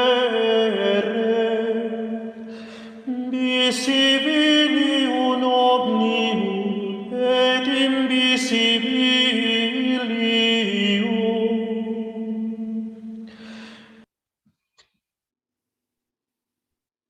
et incarnatus es de Spiritus Sancto, ex Maria Virgine, et homo factus est. Years later, in the chaotic 19th century, it is possible that such traditions were gradually being lost, in part because of the lack of money suffered by the cathedrals, which had repercussions of the lack of sufficient staff and of a quality musical and liturgical formation. The influence of new musical styles, accepted by some churchmen but strongly criticized by others, was also noted, considering that it was an invasion of profane music that subtracted solemnity from ceremonies. In that century, a resurgence and reinterpretation of ancient medieval architectural styles occurred throughout the Western world that led ecclesiastics to create neo-Gothic and neo-Romanesque churches also in Mexico. Perhaps the equivalent in music was the creation of author masses that sought to expand the repertoire of ancient church chant. But these recreations involved stylistic changes from the ancient songs. For example, the presence of so-called mixed chant or figurative chant had been normalized, and we also note that the violin was used to dub the melodies of liturgical chant. These practices were seen as abuses and deformations of ancient Gregorian chant. As a reaction to this situation, which was not exclusive to the liturgy in Mexico, the reform promoted by Pope Pius X in 1903 was carried out, as well as the attempt to restore Gregorian chant due to the monks of the Benedictine monastery of Solesmes. At the beginning of the 20th century, one of the highest-ranking priests lamented the state of music in the Cathedral of Mexico in this way.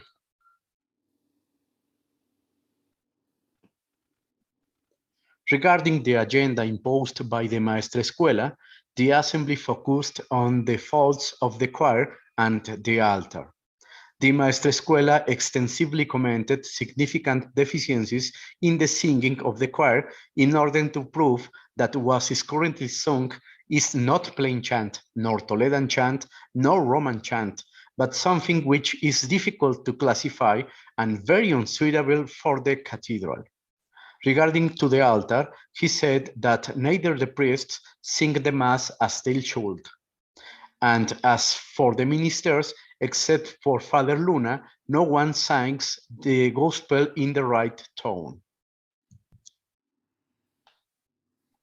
In this context, to changes in the ritual and in the music of the Mexican cathedrals, it is relevant to reflect on some choir books elaborated in the 19th century that contain author masses.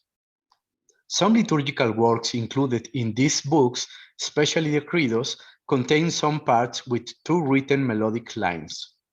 The example we can see is a credo contained in the choir book M02. The first sentence, Credo in unum Deum, was not written because it was the formula sung by the priest who was celebrating Mass. The chorus then began by singing Patrem omnipotentem, etc. As we can see, this is figurative chant, that is, the figures are different because they have different durations. It's a monodic chant because there's only one melodic line written. Let's listen. Credo in unum Deum,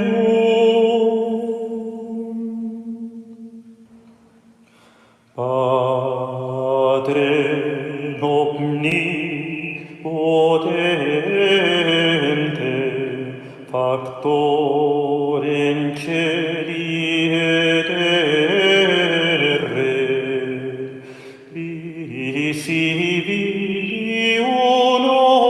omnium et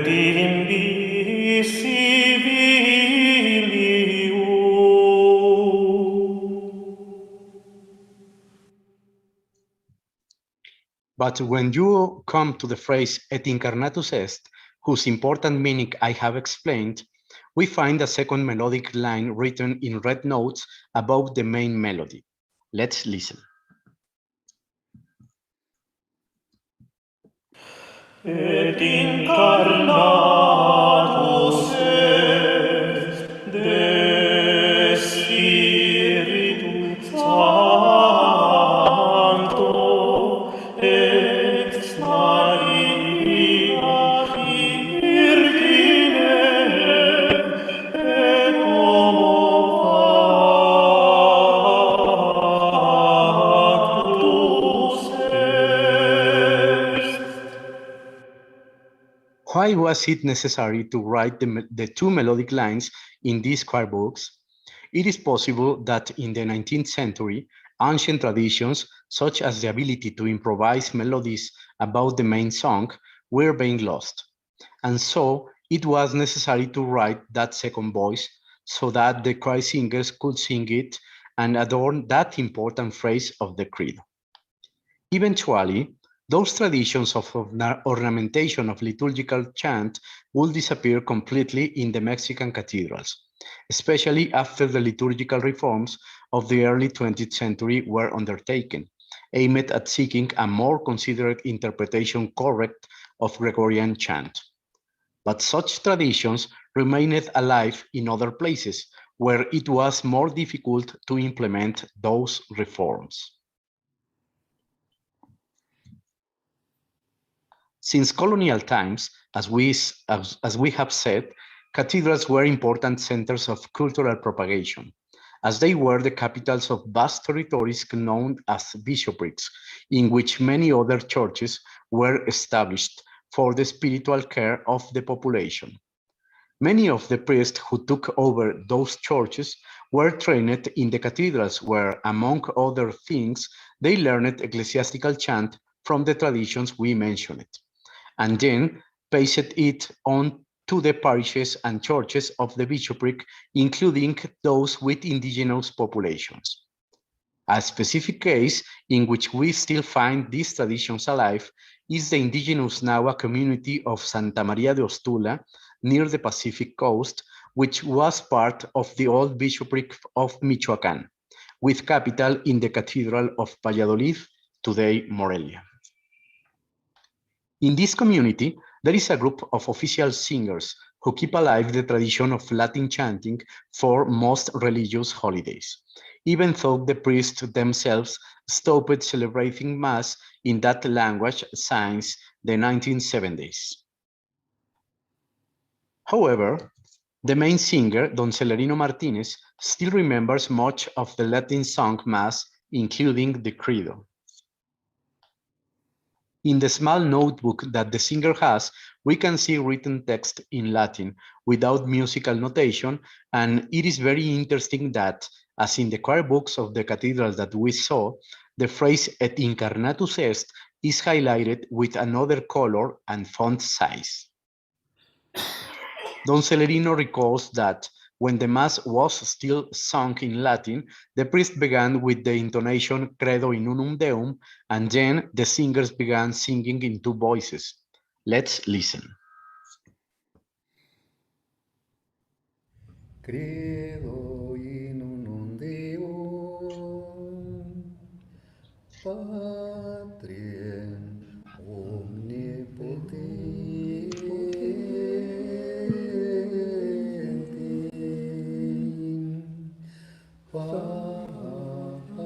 Factores deleterem,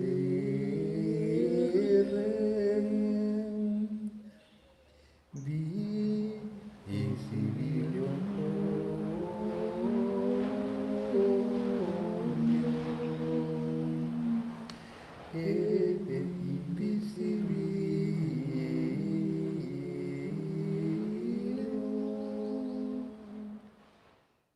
Most of the credo was sung that way, in two voices, but the phrase et incarnatus est was sung in one voice.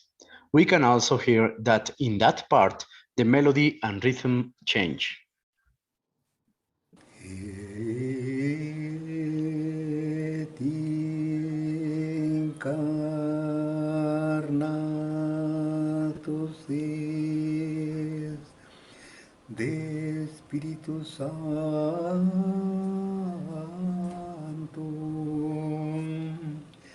ex Maria Virgine et homo factus est. Contrary to the examples of the cathedral choir books we saw and heard, in Nostula, most of the credo was sung in two voices, and Et incarnatus est was sung in a monodic way.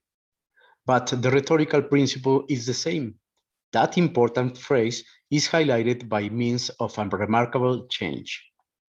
Beyond the differences, the important thing is to note that those singing traditions transmitted to the indigenous peoples from the convents and cathedrals from the 16th century and during the colonial period still survive in some places, despite the fact that in the above-mentioned ecclesiastical institutions, the chaotic processes triggered by the independence movement disappeared, and the liturgical reforms that modified the singing and music for worship.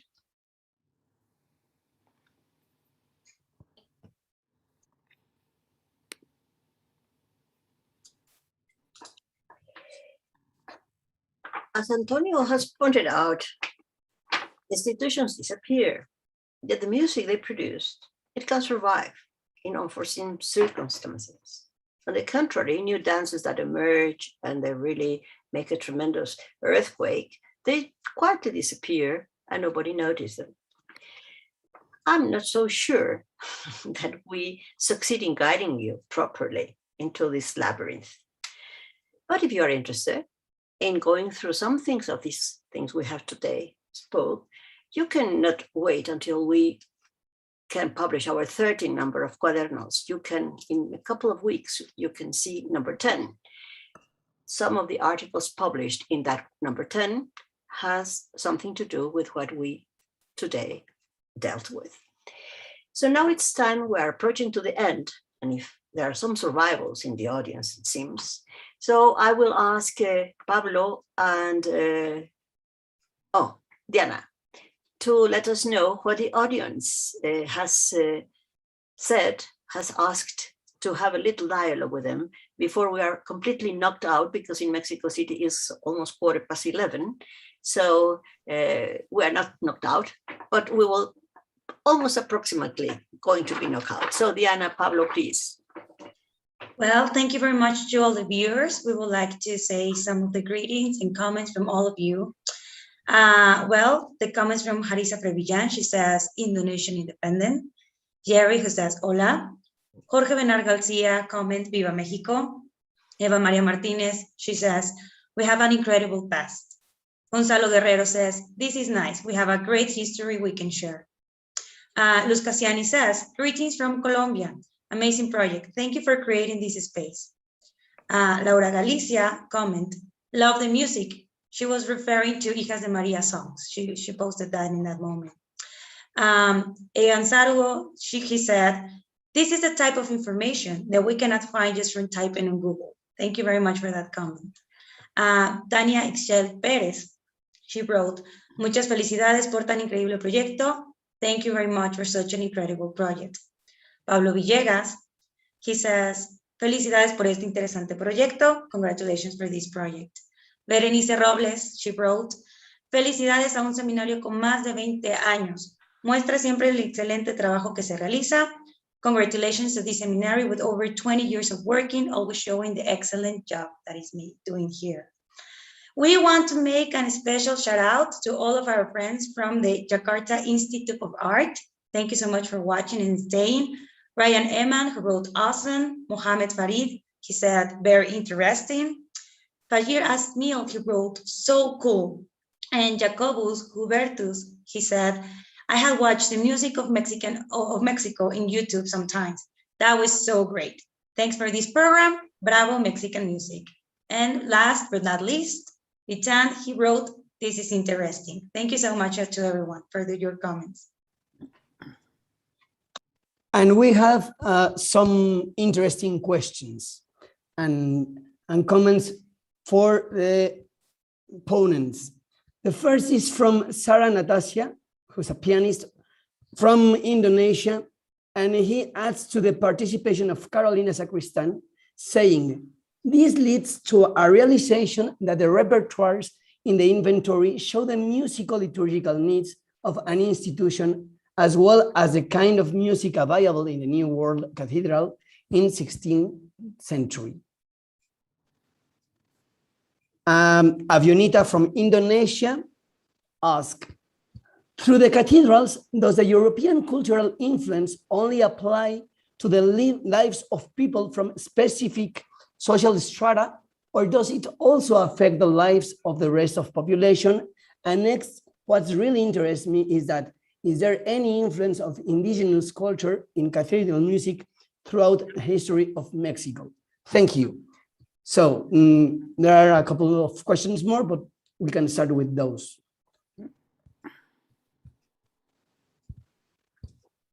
Carolina, she was.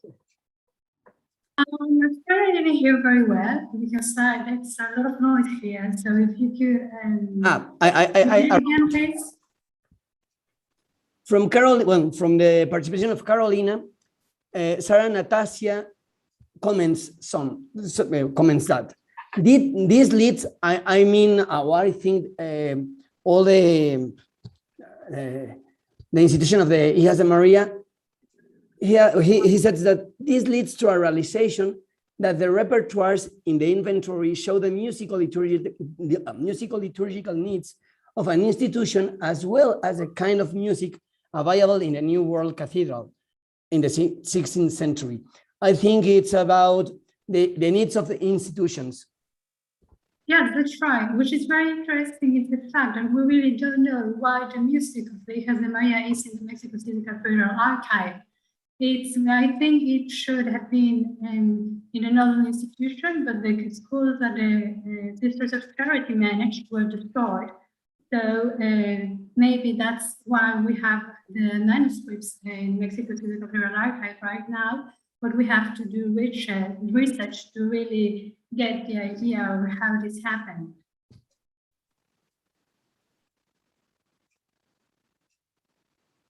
And about the indigenous influence that sometimes is one question.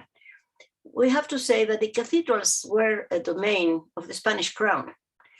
They were power domain. I mean, the Indian music is, everything that has to be said about it is mostly imagination, really, because music is very fragile, it gets lost. So we only can talk about what is kept in papers or in books. There's no influence of indigenous Mexican music, pre-Hispanic music, in whatever we have found up till now, yes?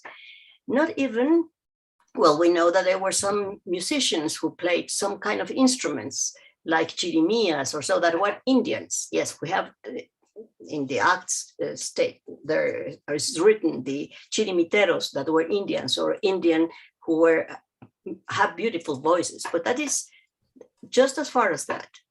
Music itself, no, it's really the colonial, that's the stamp of the colony. I don't know if my colleagues want to say something about it. Drew, Luisa, Silvia. It's amazing that this survives in our community. That is amazing, yes, today, but well, yes, Luisa. Yeah, that question is also, it has different readings, because there are two questions from the same person, and it does ask if they let me read it. I repeat to you, Luisa. Yeah, I have it now. Only apply to the lives of people from a specific social strata, or does it also affect the lives of the rest of the population? And that's a very, very interesting question. And I think that maybe it was done before Antonio's work, because in Antonio's recordings, we can see exactly that. We can see how it affects the society, and still today, you know, these are not high social strata or everything like that. It's people from everywhere still singing in the old way. So I don't know if Antonio wants to say something, or I don't know, Dr. Enríquez. Antonio, I think he does field work more than I. Yes, but I need help. I need a Yeah, you can say translator, it in Spanish and I will translate if you want. Ok. Creo que hay dos cosas que quisiera decir al respecto. Una es que coincido con la apreciación de la doctora Lucero en el sentido de que pues, son instituciones básicamente reproductoras de una cultura europea, ¿no? Pero quizá puede haber algunos específicos contextos en los cuales haya no una influencia ni siquiera se puede hablar de música prehispánica como tal, pero sí la penetración, por lo menos, o el uso de lenguajes indígenas, ¿no? Creo que eso sí es algo que entra en las catedrales en diferentes contextos y en diferentes momentos, pero más con un sentido devocional que no afecta a la liturgia como tal, ¿no? Esa es una cosa. So let me say something before I forget your answer. I mean, Antonio is talking about different practices that are between, you know, within the services. Some of the texts are liturgical, but there are other texts that we call devotional, which are not the texts that are standardized by Roman Catholic Church, basically. And in that, Antonio is pointing to the fact that there are languages, you know, Nahua. I mean, there are other languages represented. I mean, he's also supporting the point of view expressed by Dr. Enríquez in the sense that, yeah, we don't have a lot of evidence of the music, basically. And that was how far he was going. I don't know. ¿Quieres seguir tu respuesta? Sí, el otro elemento tiene que ver con lo que entendí que la pregunta iba por el asunto de si afecta, digamos, a todos los sectores de la población, ¿no? Y sí, yo, una de las cosas que trato de plantear es que finalmente creo que se ha hablado del papel que realizaron sobre todo los frailes, en este sentido, la transmisión de la cultura cristiana y europea, occidental, pero no se ha hablado mucho del papel de las catedrales. Y en este específico caso de Ostula, al principio, claro, estuvieron ahí los franciscanos, después los agustinos, pero muy poco tiempo. De manera que pienso que las catedrales son también centros de propagación de la cultura europea, y que los sacerdotes que fueron formados en esas catedrales, en el canto litúrgico, etcétera, pues son quienes se hacen cargo de estas parroquias indígenas. Entonces me parece que ahí hay de esa manera la catedral afecta no solamente a la gente que vive, digamos, en la ciudad episcopal, sino que afecta a esos vastos territorios que conocemos como diócesis, ¿no? Yeah, I don't know if Drew can help me with some of this translation, but basically what Antonio is pointing out is that the cathedrals, there are different ways in which they can influence or relate to the society at large, and one of them is because there are priests also there that then they go and they become in charge of the parishes. Yeah, parishes. And in these parishes, that's where the cathedral repertoires, let's say, or the cathedral ways of thinking get to the rest of the population also. And I think that his research is showing that. I mean, he's showing in his very interesting paper, you know, how we still have singers singing in Latin even, you know, so that's, I don't know, survival that is very, very interesting to prove. It's a question of research. The more that you research something, then you start finding things also. I don't know, Drew, if I said everything that Antonio said. I think so. I think so. That's very clear. And what I wanted to add was that, like Indonesia, Mexico has a very long colonial period. Not quite as long as Indonesia, but it's 300 years. And I think in the imagination, it's very tempting to try to think of before colonialism how indigenous culture was, and then try to imagine after colonialism how that is present.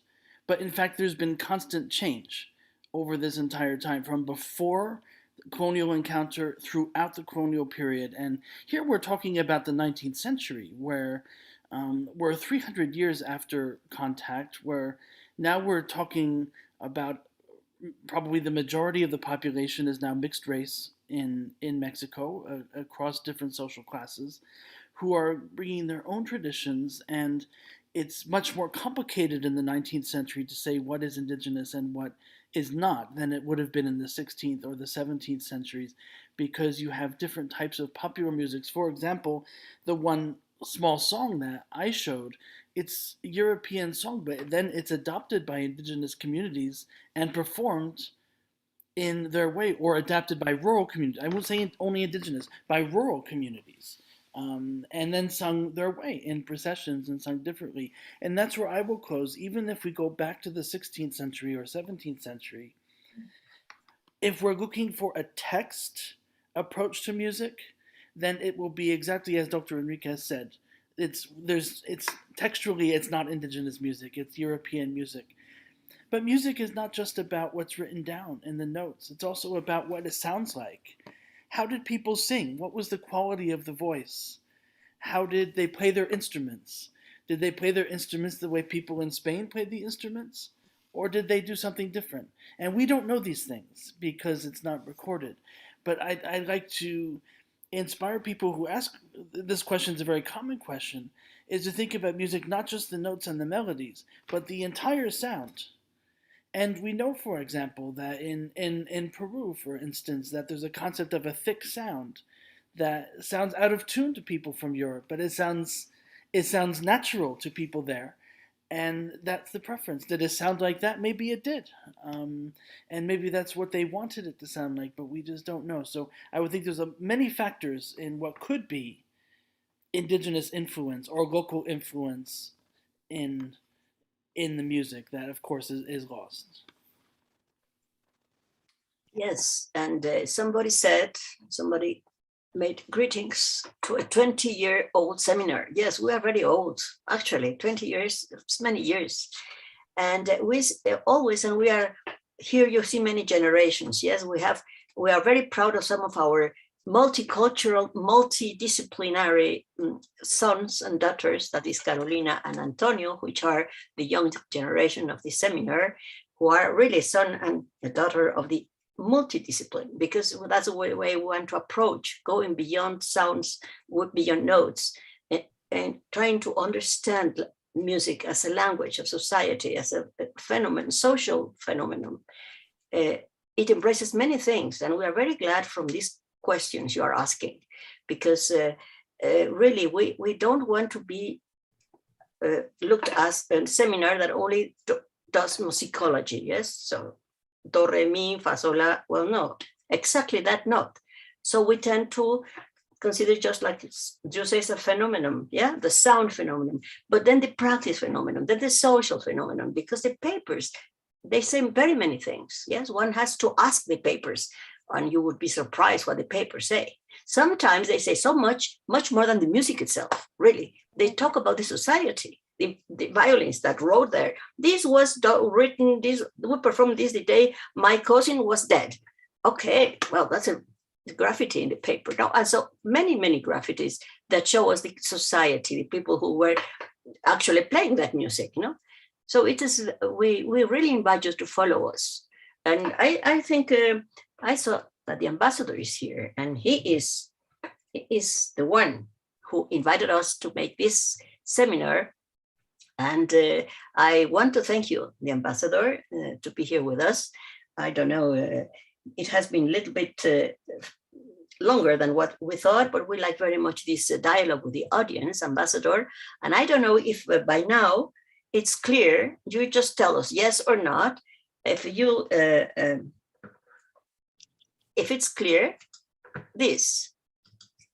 Now, just say yes or not after this seminar. Okay, well, thank you. I'd like to express my most sincere congratulations from the Embassy of Mexico to all participants for this brilliantly organized and brilliantly conducted webinar, in particular to the UNAM, the National Autonomous University of Mexico, to Dr. Lucero Enríquez, to Musicat, and to all the participants. Also in Indonesia, to Jakarta Institute of Arts and other Indonesian institutions. They all have helped to widen musical and cultural appreciation between Indonesia and Mexico. As everybody knows, Mexico and Indonesia are two millenary civilizations, and yet they are also two young, vibrant, and democratic countries open to the world. I dare to say that Mexico and Indonesia are two giants in culture, are two real cultural powers. So I'm very happy for this seminar and this dialogue between Mexican and Indonesian culture. And of course, also congratulations to Mexico on the occasion of the 200th anniversary of the consummation of its national independence, which is today in Indonesia. So thank you very much again to all the participants. Thank you very much, Ambassador. We really thank you in the name of my colleagues. We are very grateful for this invitation. It put us to work, hard work, but I think we don't regret it. We are very glad of your hospitality. And we would like to thank, if you don't mind, Ambassador, to thank also all what we call the backstage. Well, here a little bit publicity of ourselves, of this more than 20 years old seminar. Here is where you people from the Jakarta Art Institute, please do contact us, do ask us, come and visit our webpage and our publications. This is publicity, which I hope it is not forbidden. And then we would like to thank all people in the backstage who made this, I don't know, so say program or this event or whatever the name is, who make it possible. So I will very quickly read. We start with the members of the seminar. This is Odelinda. She sang the Mystery of the Rosary. Victor, who updated the database, the website, and Berenice, all the time supporting us in technology and design. And Maestro Lara, one of the founders of the seminar, who is our advisor in chant.